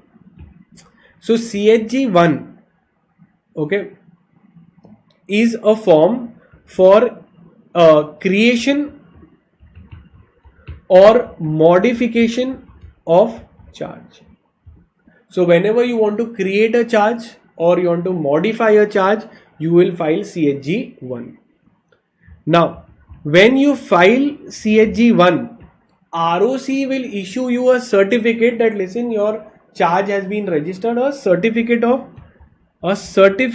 registration of charge is in CHG 2. Certificate of modification of charge is in CHG 3. Now, what is CHG 4 related to? Now, when you have paid off your charge, then you will go for satisfaction of charge, and certificate will be issued in satisfaction of in CHG 5. If you have repaid the entire loan, you will dance and you will tell the ROC that, listen, I have paid off my entire loan. In CHG 4, you will inform, ROC will give you a form in CHG 5 certificate that your loan amount is paid. But is it necessary that always a happy ending should happen? No, it is possible that you might have made a default and a liquidator is appointed. The liquidator is appointed. So that our insolvency professional is appointed. That will be in CHG 6. CHG 6. Now 7 is a register of charges. You have to maintain a register of charges is in CHG 7. Now 8 and 10 is there, and remember one thing, always CHG 9 is connected with CHG 1. CHG 1 is for creation of charge. Here it is for creation for debentures. If you have secured debentures, then you have to file CHG 9. 10 is if you have to inform your ROC for extension of time, and this is for central government for extension of time. So there are 10 form numbers. Please note it down. I've made you all do everything. Please quote it in the exam. Okay. Maja creators, thank you. You're most welcome. Now, coming to another important point is about meetings and directors of the company. Now again, we know that meetings and directors comes around 30 to 40 marks. So might as well we learn the sections and quote it in the exam. Concept will be extremely simple. Don't worry, this is not my only marathon. I told you other marathons will also come, but here we will learn the section number. Now it's too much. We have to quote it in the exam. And remember, if you want to start studies for other chapters in depth, you can buy the Dream Batch. It is actually for free because the cost of the videos is not taken. It's just 99 rupees, which is the entry fee. You go and study in depth from the lectures. Everything cannot be put on YouTube. Okay. Now, let's see.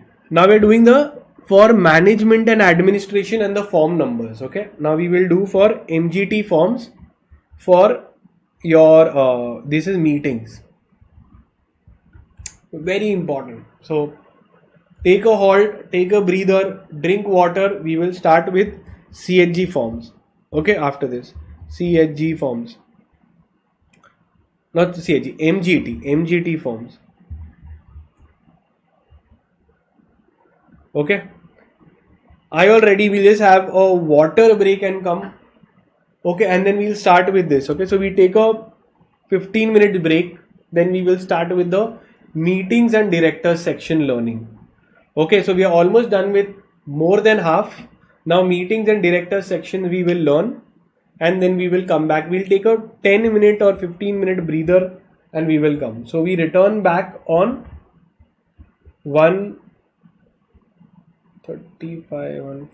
1:40 नहीं बहुत ज़्यादा हुआ ठीक है 1:40 PM. We return on 1:40 PM. We will do sections for meetings and directors. In the meantime, I expect you all to like the video. If you have not subscribed to the Dream Batch, which is a gift, massive gift to all of you all, go ahead and join this entire sheet. Also, I will share it in the Dream Batch only. Okay, so for old and new syllabus, both it is there. It is in the description of the video. It is there in our Telegram groups. Hundreds of students have already joined. Okay, and they are already started to study. So that is it. In 10-15 minutes, we'll take a break. And if you have not liked the video, please like the video, and I will see you in 15 minutes. After 15 minutes, after the lunch break, we will do the meetings and director section learning also with the form numbers. Okay, so see you all.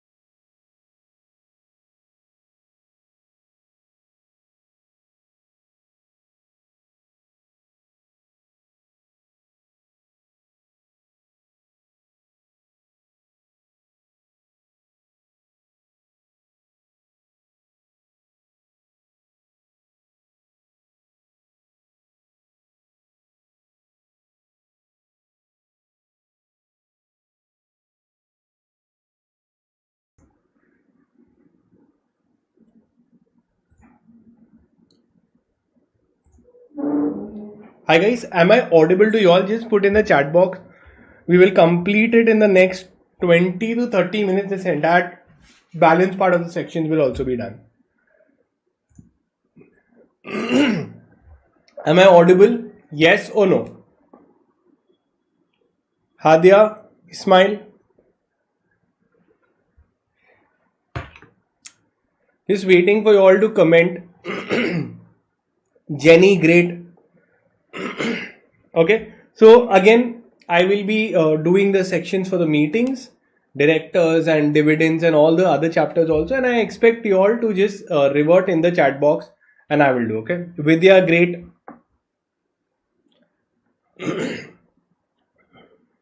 Okay, great. So let's begin and start with the balance part. Sindhu, great. Okay. Srinidhi, great. Let's start.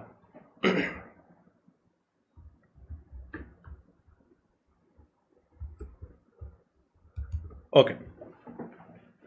Hi. So now we'll be continuing the particular marathon where we will learn the sections for the meetings and the balance part from here.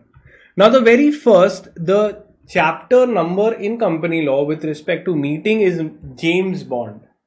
That is 007. Chapter number 7 talks about meetings. I hope you can quote this in your exams that 007 chapter 7 talks about meetings in the Companies Act. It goes on till section 88 till 121. Now let's start with section number 88. 88 actually talks about 3 registers. How many registers? 3 registers, that is MGT 1, 2 and 3. So what are these registers for? These MGT forms are actually register. First, MGT 1 is a register of shareholders. Who are the shareholders? Their names and all those, they will maintain a record. Now, MGT 2 is for other security holders. Other security holders like debenture holders, bond holders, their names will be mentioned in MGT 2. MGT 3 has to be read with rule number 7. MGT 3 has to be read with rule 7. Can you all tell me what is MGT 3 for? Very, very, very important form. Okay, MGT 3 read with rule 7. Quickly in the chat box, what is MGT 3 read with rule 7 for? Great, come on, I'm waiting for you all to put in the chat box quickly. This you should know. See, MGT 1 is shareholders, 2 is other security holders, 3 is what? Let me tell you, give you some hints. Okay, it is of Obama, Pamela Anderson, your Tom Cruise, all are foreigners. So this is nothing but a foreign register. Is a foreign register. Okay. Now, foreign register, a company can maintain a register abroad which will be having the names of the shareholders in that area. This is called as foreign register. So whenever there is a transfer, that register will record the transfer, and accordingly within 7 days they have to inform the company in India, and the principal register should also be amended accordingly. Second, the foreign register, a duplicate foreign register has to be maintained in India. Very good. Next, we are done with 88. Okay, 88 has 3 sections: register of members, debenture holders, and where the foreign registers are kept. Now coming to the next 3 forms, MGT 6, 7, 8. It is in your section number 89. What does section 89 talk about? It talks about 2 people. One is your, it talks about 2 people. One is the registered owner. The other one is your beneficial owner. And what happens is, normally if I am buying the shares, but I say that I cannot be in India for whatever reason. So I tell my company that, listen, don't put my name. I am the beneficial owner of the share. Ultimately, the shares belong to me, but in the name, please put my brother's name. Why? Because he is in India, he will be able to attend the meetings, etc. He will be able to do everything. So in the books, the register will be maintained. So what happens is company, yeah, wait. So 3 is there, 4, 5, okay, and 6. So 4, 5 is not given here, but I'll tell you. So what happens is here the registered owner has to inform in MGT, your 3 is done. So 4, 5 and 6.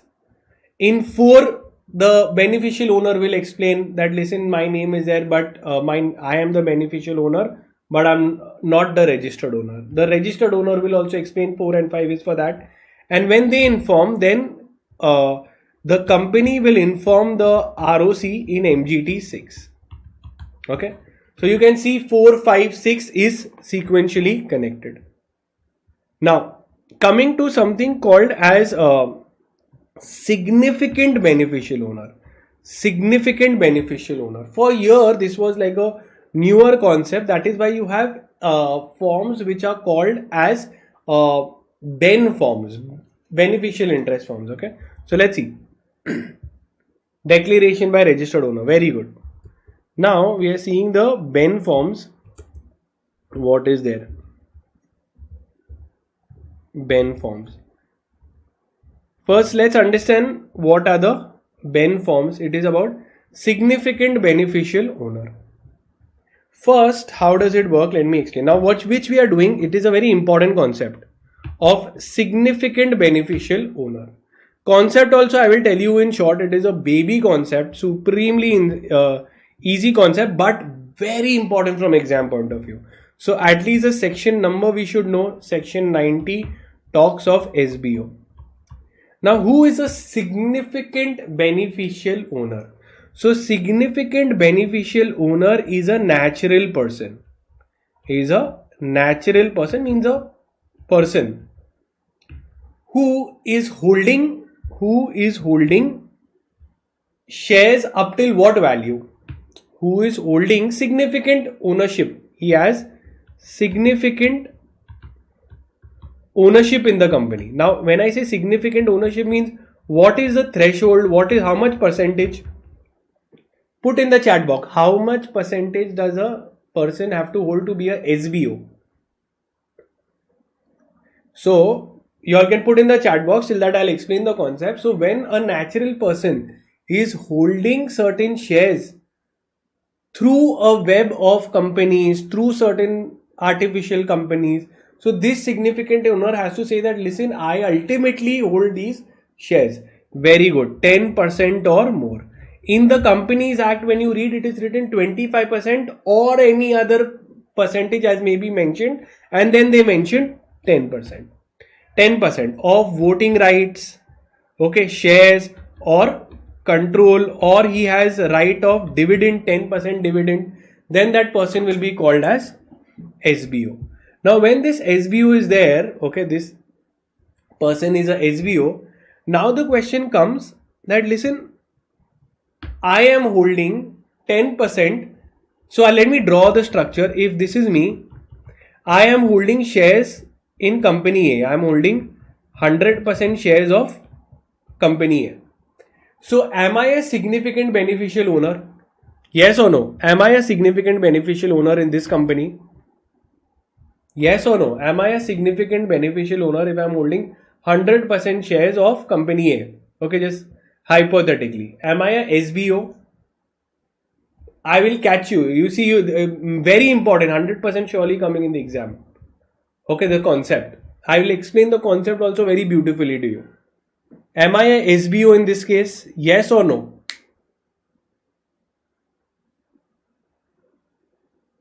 Yes or no in the chat box. I'm reading your particular chats quickly. Am I a SBO?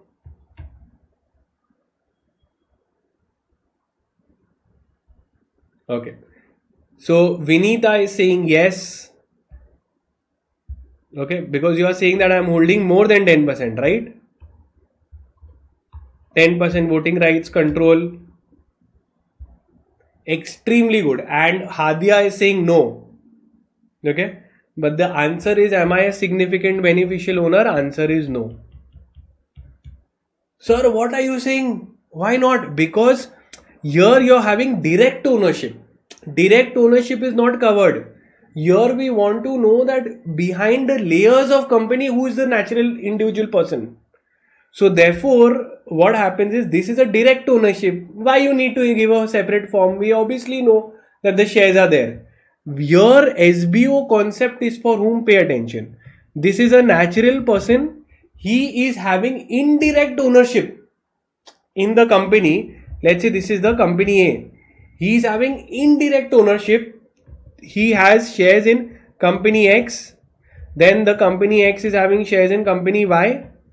And then company Y is investing 51% here. So indirectly this guy has stake here, because if he is holding 51% here, this one is holding 51% here, and this one is holding 51% here. So this company becomes a reporting company. This company becomes a reporting company. They have to report that, listen, my shares are held by company, but behind the company there is another company. Behind them there is another company. We want to know the actual individual person holding it.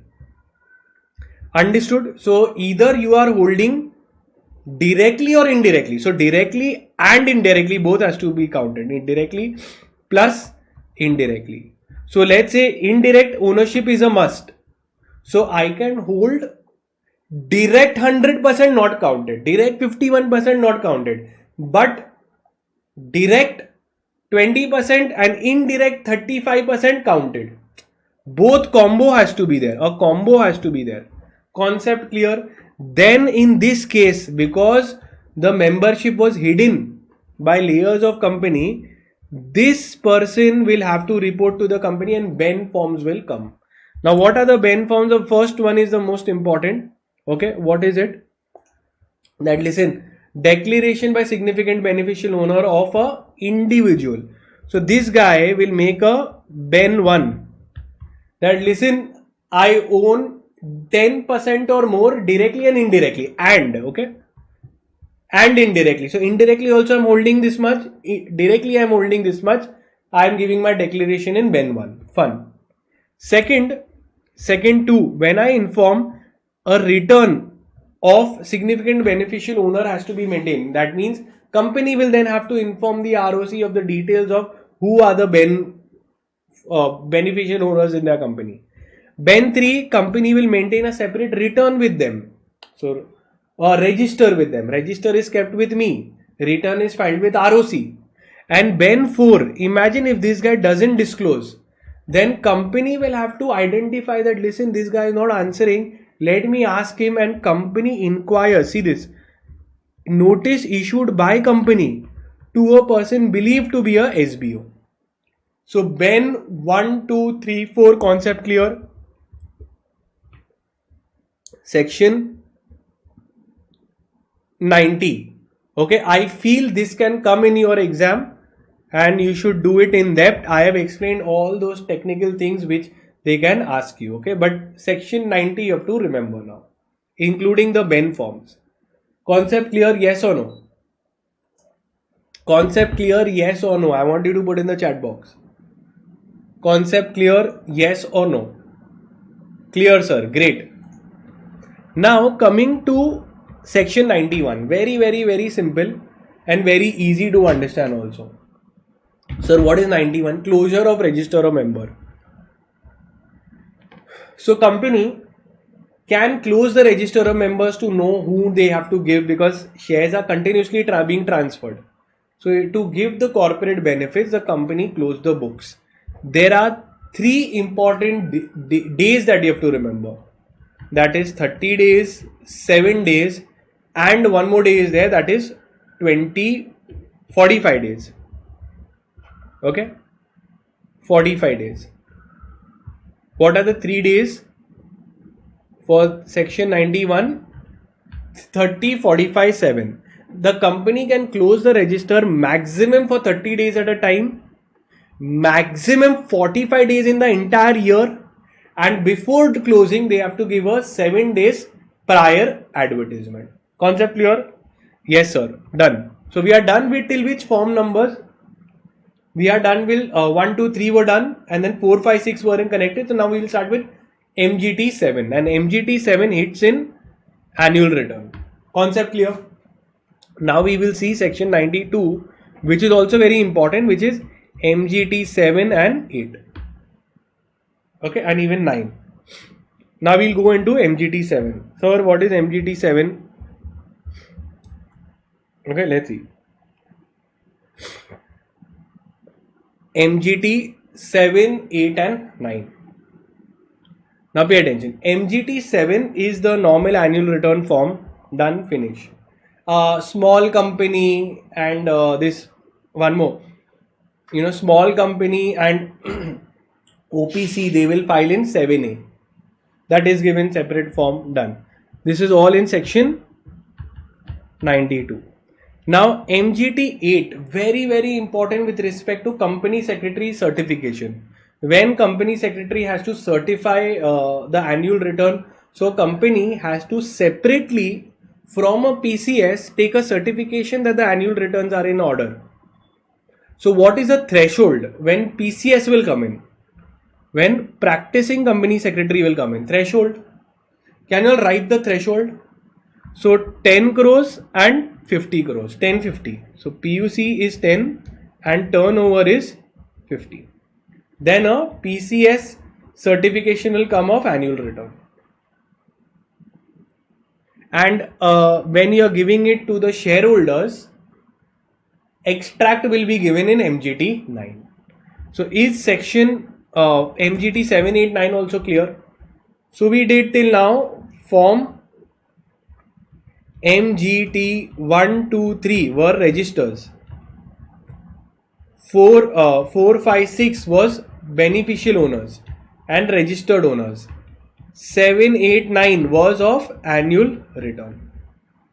Concept clear? Yes or no? I want you all to put in the chat box clear. In the chat box clear, okay?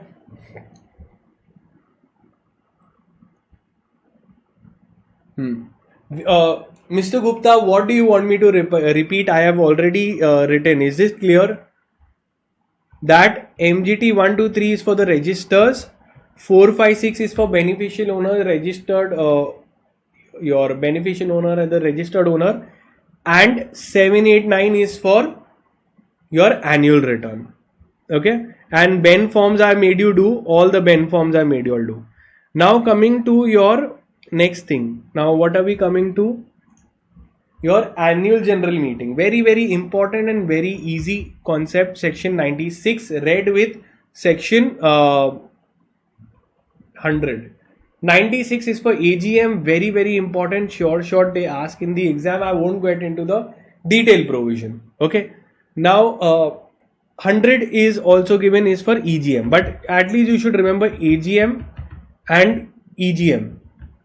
AGM is 96 and this is 100. So detailed provision, I am going to take a separate chapter for meetings where I will cover everything in so great detail in a fast-paced manner. Not a single question will come outside. Okay. When all those dates I have given you, I will also inform you in the WhatsApp and Telegram group. Now coming to notice of meeting in 101, along with that explanatory statement will be given. Now coming to a sequence again. Now again a sequence I will teach you.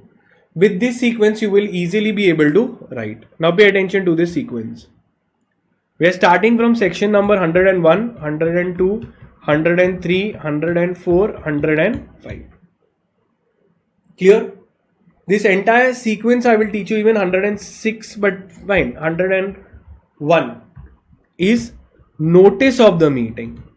21 days clear days notice has to be given. Clear days means what? Date of dispatch and date of meeting has to be excluded. 21 clear day. So date of dispatch should be excluded. If you are sending through post, then 2 days, like 48 hours should be excluded. And after that you will count day 1 till 21, and date of meeting is also excluded. Now with notice goes a explanatory statement for certain special business that you are doing, which is not common. You will have to explain to the shareholders why you are doing it. Now once the meeting is done, is called, then people will come. Then first you have to see the quorum, whether the quorum is in place or not, the minimum number of members. So you will see quorum is given for private company, 2 persons, 2 members in person. Proxy is not counted. Okay, actual person has to be there. For public company, 5, 15, 30. 5, if there are up to they have given the limit up to 1000, 1000 to 5000. Just see the quorum limits, and 1000 to 5000 is 15, and more than 5000 members are there, then the quorum will be 30. Now quorum is there. Moment the quorum is there, then the chairman will come. If the quorum is there, then the chairman will say, let's proceed with the meeting, and then you will have proxy. Concept clear? Yes or no? 104 till here it is clear? Yes or no? In the chat box, clear or not clear? Very good. See, when you come to meetings, you see this chairman and proxy. Now in proxy, let's ask a few questions to all of you all, okay? In proxy, now all this is simple. I told you, you have to remember public 15. What was the limit? 5, 15, 30. Okay, quorum. Now my question is here in proxy. Proxy is an important thing. How many is the maximum proxy we can take? Maximum proxies that we can take. So 50. Answer is 50. If I am a member, if I am a person, okay, and I can take proxy of XYZ member, up till maximum 50 members I can take. And that too, then the threshold. What is the threshold percentage that I can carry? For example, 5 people have come, and then each of them has 10% voting rights. So can I carry 50% voting rights? What is the maximum amount of percentage of voting rights that I can carry? 50 is right, but the percentage. Very good, Priyan. So it is 10%. See, 50 is there, but also subject to 10% max. Let me give you an example. So if I have one person, I am taking one person's proxy only of Ratan Tata, and let's say Ratan Tata has 40% shares. Can I take his proxy? Yes or no? If I am taking of one person only, and that one person has 40% shares, can I take yes or no? Tharini, quickly. What do you all think? I am taking a proxy for one person only, and that person is holding 40% shares in the company. Can I take his proxy yes or no? I want a yes or no. Very good. Very good. So for one person limit is not there. For one person limit is not there. For one person, how much ever percentage he has, I can take. Clear? That time the 10% limit does not apply. Okay. Now pay attention. When I am taking multiple persons proxy, when this will take, when you have multiple persons proxy, when I am taking multiple people's proxy, that time I have to keep in mind that maximum 50, and that too limit should be 10%. Concept clear? So now when I am taking the proxy of Mr. A, Mr. B, Mr. C, that time I have to keep both the limits in mind. Number also and percentage also. Concept clear? Yes. Okay, very good. Now moving ahead to chairman. I gave you all of this. Okay. Now coming to voting through electronic means, that is in section 108. Nowadays online voting is also allowed. A demand for poll. Now very important. Let's see if you know. Normally at every meeting, any decision is taken by show of hands. By show of hands. So normally at the first point, the what do you say? The will take by show of hands only. The chairman will take voting by show of hands. But someone can say, listen, I don't want to go by show of hands. I want to go by poll. Someone will say, why are you going by poll? Imagine if I am holding one share, I'll put my hand up. If I'm holding two shares, I'll put my two hands up. If I'm holding four shares, I'll put, I don't know. So that doesn't work. In show of hands, now pay attention, why is poll demanded? In show of hands, it is one member, one vote. So that is why when a person is holding a lot amount of shares, he will say that don't go by show of hands if it is not according to him. He will say take a poll. In poll what happens, that is a ballot they will take. It is one share, one vote. Clear till here? In poll it is one share, one vote. Now my question is, who can demand a poll? Who can demand a poll? What is the limit? Threshold limit for demanding a poll. I am holding shares up to 10,000. Can I demand a poll? Someone is holding 0.5% of the company. Can he demand a poll? What is the threshold for demanding poll? Quickly, into the chat box. What is the threshold? Threshold to demand poll. Okay, quickly put. If a member must be having at least some amount of decent amount of shares, then only we can say that you demand a poll. Hardly any shares he's holding, he's telling that do ballot paper voting. It is costly and time consuming. So what is the limit for demanding a poll? Waiting, I'm reading your chats quickly into the chat box. 5 lakhs or 10%. Someone is saying 5 lakhs or 10% of voting. Very good. Very good. Soumya, Jenny, excellent. It is either you're holding 5 lakh rupees or 10% of the company. You can demand a poll. Clear? So 5 lakhs or 10% of the company, you can demand a poll. Postal ballot is nothing but voting through postal means. Postal means, and some matters have to be mandatorily taken by post, and that you see it is mostly with respect to alteration of MOA and AOA. Mostly those points will only be given. Now coming to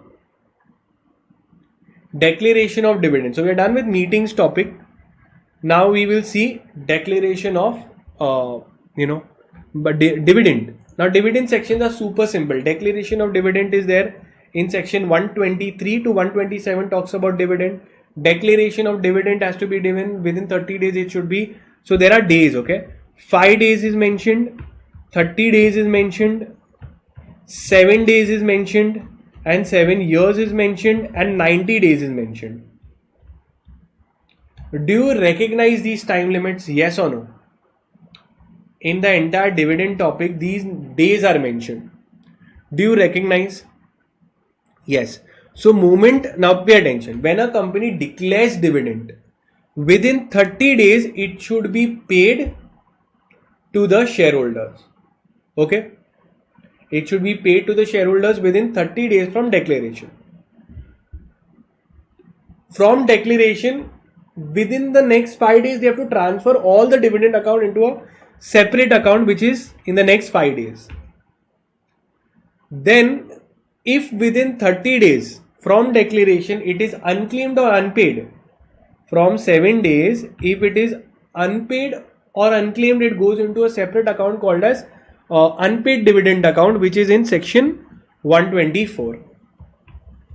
Unpaid dividend account. When from the expiry of 30 days, okay, from the expiry of 7 days, from the so once a company declares dividend, it should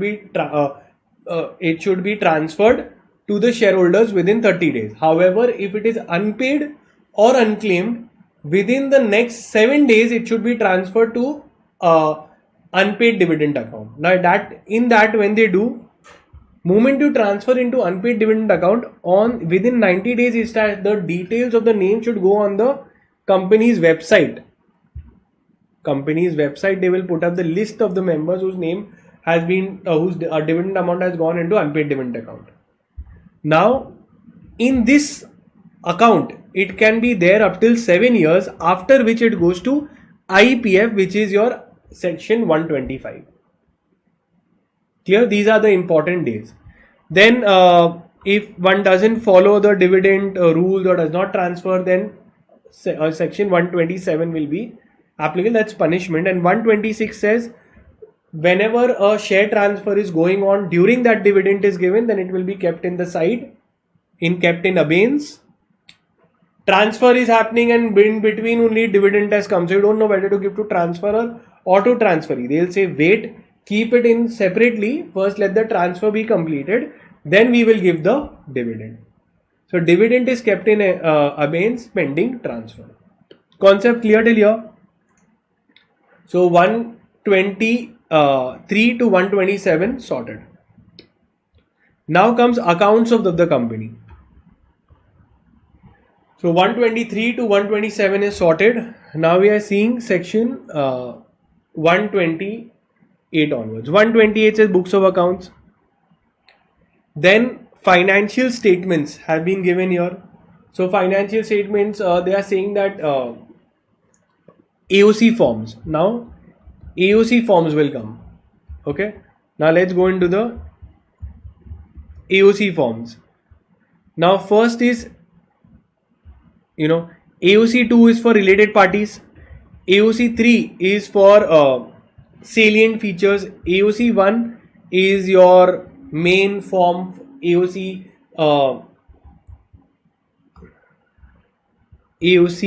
1 is where you have to maintain all the details.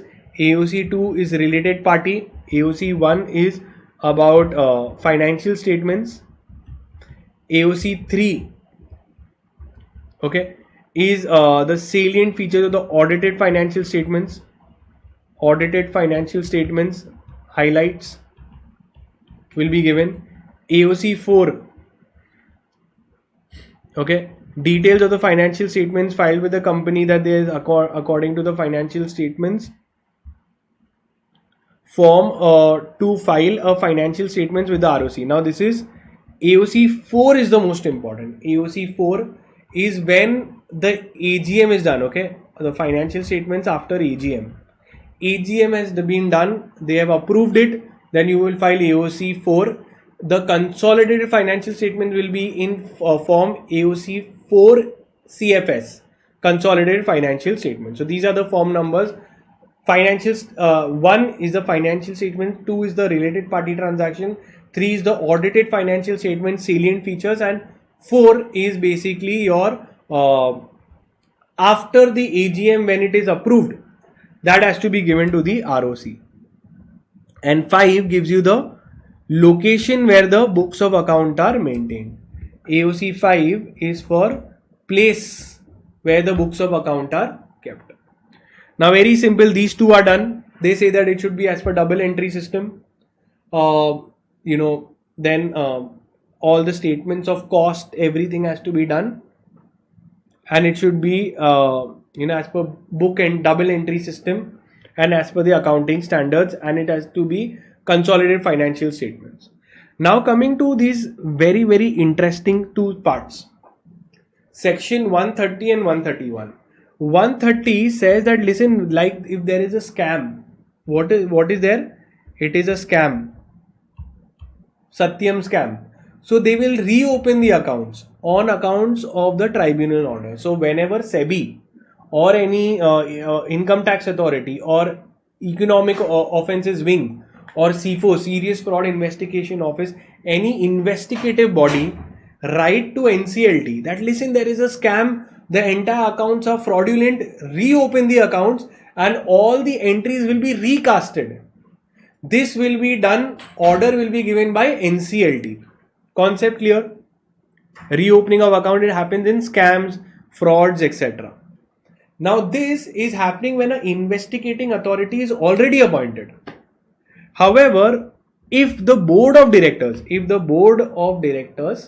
realize that, listen, we have made some errors in the financial statements or the board report. So financial statements are in section 129, board report is in section 134.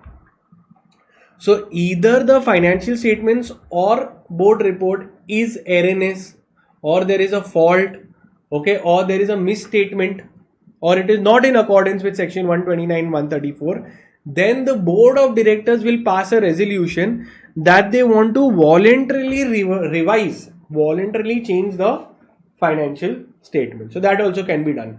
Above 130, it is by agency complaining. Here it is BOD deciding. 132 is NAFRA, National Financial Reporting Authority. What does NAFRA do? It is just with ICSI, they collectively make the auditing standards, and NAFRA is actually a disciplinary body for chartered accountants. So when we see ICAI, you have NAFRA out here. What is NAFRA above ICAI? Normally, any kind of disciplinary misconduct, professional misconduct, NAFRA can issue to any chartered accountant if it feels that any chartered accountant is doing a misconduct. Okay, so that way they are above. In accounting standards, they both collectively decide the account in recommendations, and in consultation with NAFRA, the accounting standards and auditing standards are issued. Then again, very important, board report section 134. CSR, very important, it's an important chapter also, so I believe you must be knowing. But in CSR, you also have to know Schedule 7. Schedule 7, which gives you where all, so companies have a responsibility towards the society. So corporates have a responsibility towards the society. If they cross the threshold, they have to create a CSR fund and a CSR committee consisting of board of directors. These board of directors will decide where they want to transfer the funds, how much CSR expenditure they have to do, 2% of average 3 years net profit. Concept clear? Now this is done. Then we come to section 138, which is about internal audit. Now internal audit is in 138 and section 148. What is 148? If 138 is internal audit, what is section 148 of the Companies Act?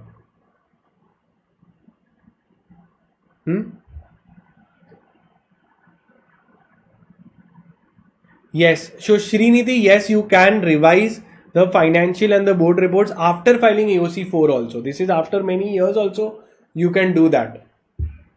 Now section 148 talks about cost audit.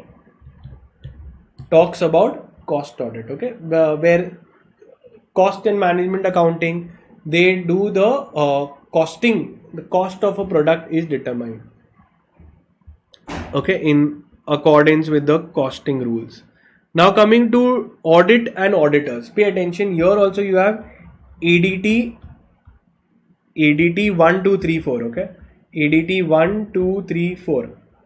ADT 1 is appointment of auditor. Okay, ADT 1. Now we'll go to this ADT forms. See. Now pay attention. I'll teach you the form numbers in 2 minutes. ADT 1 is for appointment of auditor. ADT 2 is he is appointed, now you want to remove him. It is possible that he also wants to resign. That is in ADT 3. And ADT 4 is for fraud. Concept clear? ADT 1, 2, 3, 4 is clear. ADT 1 is appointment of auditor. ADT 2 is to remove the auditor. ADT 3 is if he wants to resign. And ADT 4 is whenever the auditor has detected a fraud. Then if the fraud is 1 crore or more, he will report to central government. If it is less than 1 crore, he will report to audit committee. Finish. Appointment, removal, resignation, all of this it's it. Here you have the qualification and disqualification of auditors. Remuneration, here you have to see section 143. Certain activities with the auditors cannot do. Auditor cannot give bookkeeping services, advisory services already, because nobody bites the hand that feeds them. So in order to ensure that the auditor is independent, the auditor should not have any prior connection with the company. Okay, all this is there, and then you have cost audit. So from here at least section 139 to 141 also you remember, and 144 is also sufficient. So appointment, removal, resignation and disqualification is done, and 144 auditor not to do certain services. Then comes director. Now directors chapter I have given it to all of you all for free. You all can go in the dream batch beautifully. Section wise I have covered, internal section also, so you can do. Here in directors you have to know all the sections. Okay, so very simple. See, 149 talks about minimum number of directors, maximum number of directors, resident directors, women directors and independent directors. This is 149. 151 talks about small shareholders director. Okay, so he is a small shareholders director. So if there are in a company 1000 or more small shareholders that they are holding up till nominal value of 20,000, max 20,000 nominal shares they are holding, they are called as small directors, small shareholders. These small shareholders can decide to appoint their director called as SSD. What is SSD? Small shareholders director. Then comes section 161, which is about section 161 subsection 1, 2, 3 and 4. So additional director, alternate director, nominee director and casual vacancy.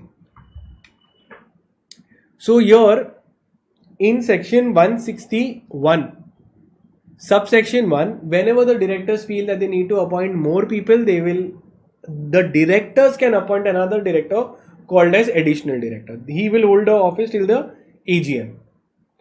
Alternate director is a substituted director. If the director is not in India for more than 3 months, he will appoint someone else. He will recommend someone else who will be in his place, called as alternate or substitute director. Nominee directors are is nominated by certain banks and financial institutions. Whenever they give a loan, they want that their director should be appointed. And then comes casual vacancy. So casual vacancy is a vacancy in the post of the director before the tenure due to death, resignation, etc. Disqualification subsection 1 and subsection 2 is there. Okay, form numbers, all of this I've covered in depth. Now, number of directorships, how much you can hold, very very important. This has to be read with SEBI LODR, where maximum number here you see is 20 public company, 20 companies, out of which max can be 10 can be public. And if you want to become a director of listed companies, then maximum 7. Okay, listed companies you can be a director. Now vacation of office. Now same, this vacation of office and your disqualification is the same. Disqualification is a person he cannot become only. But what if disqualification has been attained after appointment? So that will be called as vacation. Now he has to leave the job. So I am a director and I got a disqualification after I was appointed, then it will be called as vacation. Now meetings of the board, again very simple. Section 173 talks of meetings of the board. 174 talks about quorum of the board meeting. Okay, now quorum of the board meeting is 1/3 or 2, whichever is higher.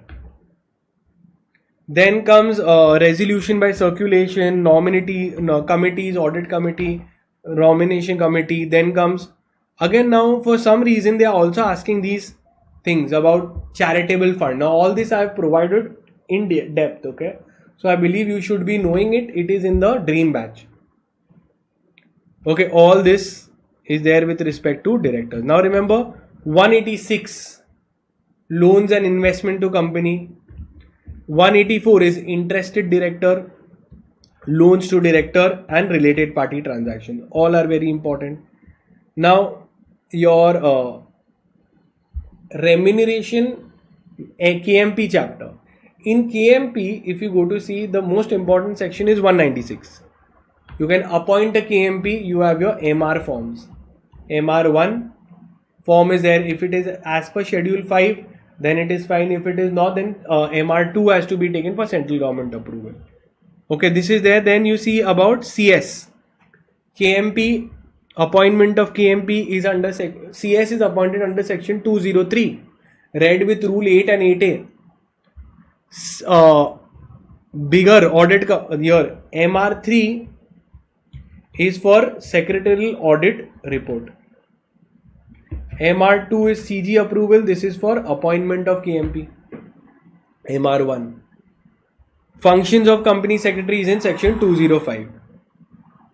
Okay, then we will look at merger and amalgamations, that chapter which is there. So remember here, I'll teach you a method also, you will be done. Section 230 to 240. Section 230 to 240 talks about compromise, arrangement and M&A, merger and amalgamation. I'll teach you very simple how to learn. Section 230 to 232 talks about the normal merger process, that is NCLT route. NCLT route when you're doing M&A. When you have to go and ask, NCLT, file a petition and take approval for the merger and amalgamation, it is section 230 to 232. Section 233, okay, talks about a short form merger. Means a short form merger when it is between when it is between holding subsidiary or two small companies or two startup companies, then a short form merger is done. It goes in a faster manner. Then section 234 talks about a foreign merger, cross-border merger, cross-border merger, cross-border merger. Clear till here? Then 235 and 237 talks about takeover, compulsory acquisition of shareholders. So at least this much you can remember. NCLT route, short form, cross-border merger, and 235 is takeover. Concept clear? Okay. So 232, 233, 234 sorted. Now prevention of operation mismanagement, very very simple again.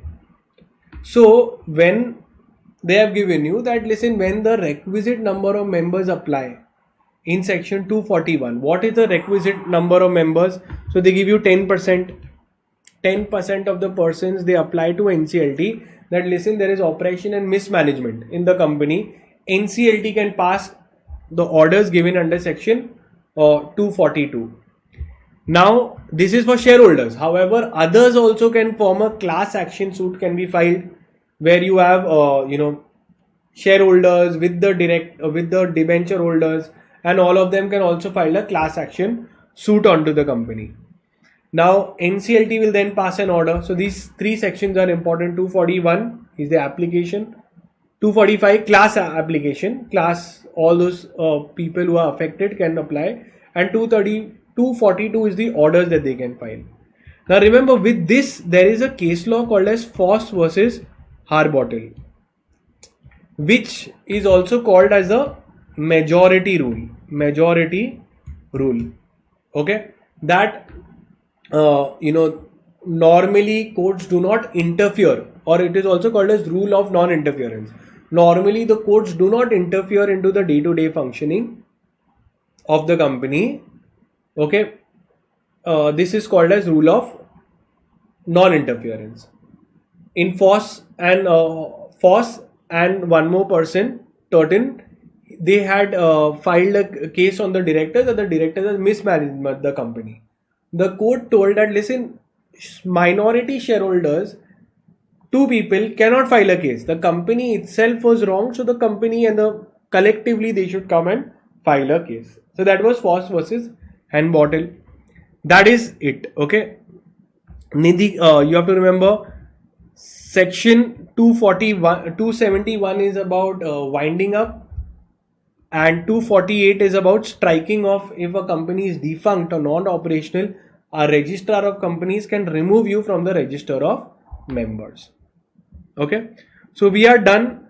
Then you have three important secretarial standards: SS1 to be followed, SS2 is for general meeting, SS1 is for board meeting. There are total 10 secretarial standards. Now these limits are there.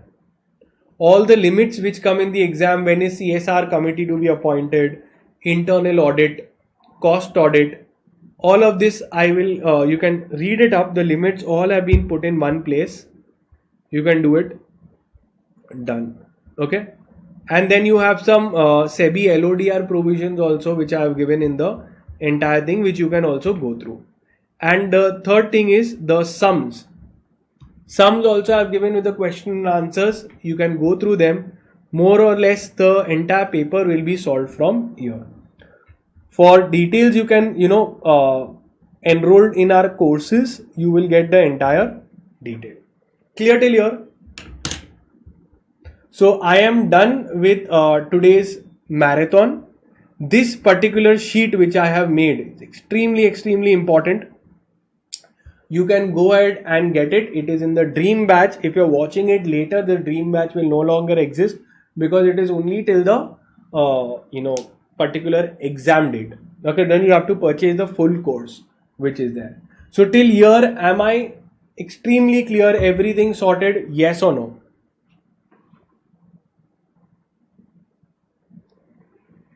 Do you memorize the sections which I have told you, the entire list? You take this. Now listen, I am giving you a homework. Now, what is your homework? Now your homework. By EUD, end of today, you have to learn the sections. Okay, which I have taught you from the exemption sheet. Okay, which you will get.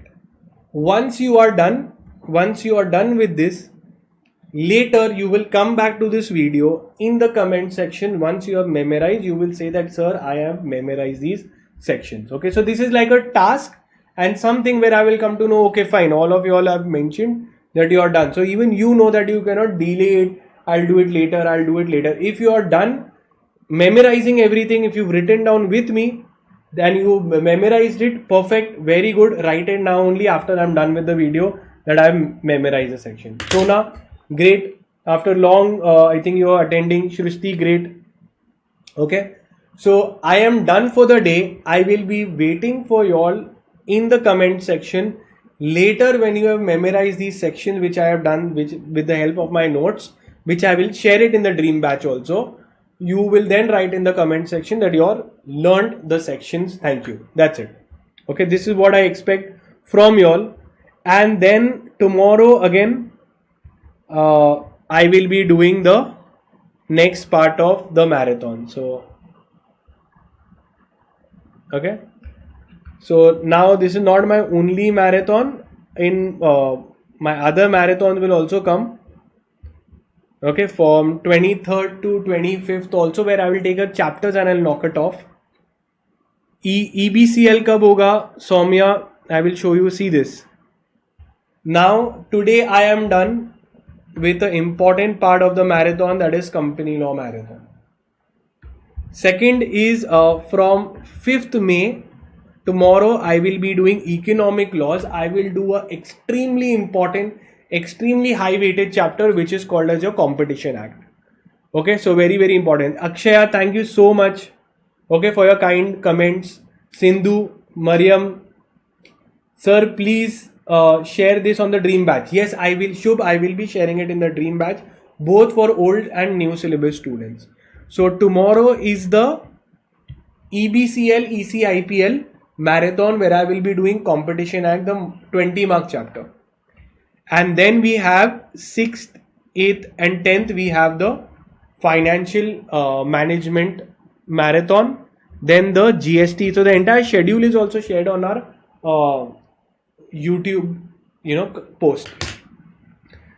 Which when will you share the PDF? Right now, after I'm done with this, I am going and uploading this entire sheet in the particular Dream batch. You can download it in your laptop. It will not be downloadable on the mobile phone. You need to open a laptop and this and download it. Part A or B you will take. Yes, EBCL part B I'm going to complete, and that is 20 marks of the chapter subject. So don't worry. Tomorrow 20 marks is my first target, and with that I will also see the other things if I can take 1-2 small chotu motu chapters out here. Clear? So that is it. Ivoji, great. Thank you so much. Naseem, great. Okay. So that is it. My job is done for teaching you today. Your job is to memorize it. Don't delay. Your right now it is fresh in your mind. Write it down. Take 1 hour more, 2 hour more. Download the notes and start memorizing and comment it in my video. Sir, I am done with learning the section. That's it. Okay. Sona, bye. Sriniti, great. Yeah. See, GIGL I cannot share for every single chapter. This is one sheet that is there which will help you. Right now, for previous marathons which I'm doing chapter wise, from wherever you have studied, because it's only 20 days now, you go take a print and that cannot be done. Right now, simply from where you studied, I've taught it from the module only. Okay. Shrushti, great. Take care guys. Bye. And thanks for being so kind. One last request, share this among your friends, your one WhatsApp group, one Telegram group, one friend, give a, word of mouth. And also one more thing, like the video. It feels very good when I see likes on the video. It doesn't have any monetary value, but it just feels good that yes, students are liking my work. Okay. Take care, Jenny. Bye, Adya. Take care, guys. See you.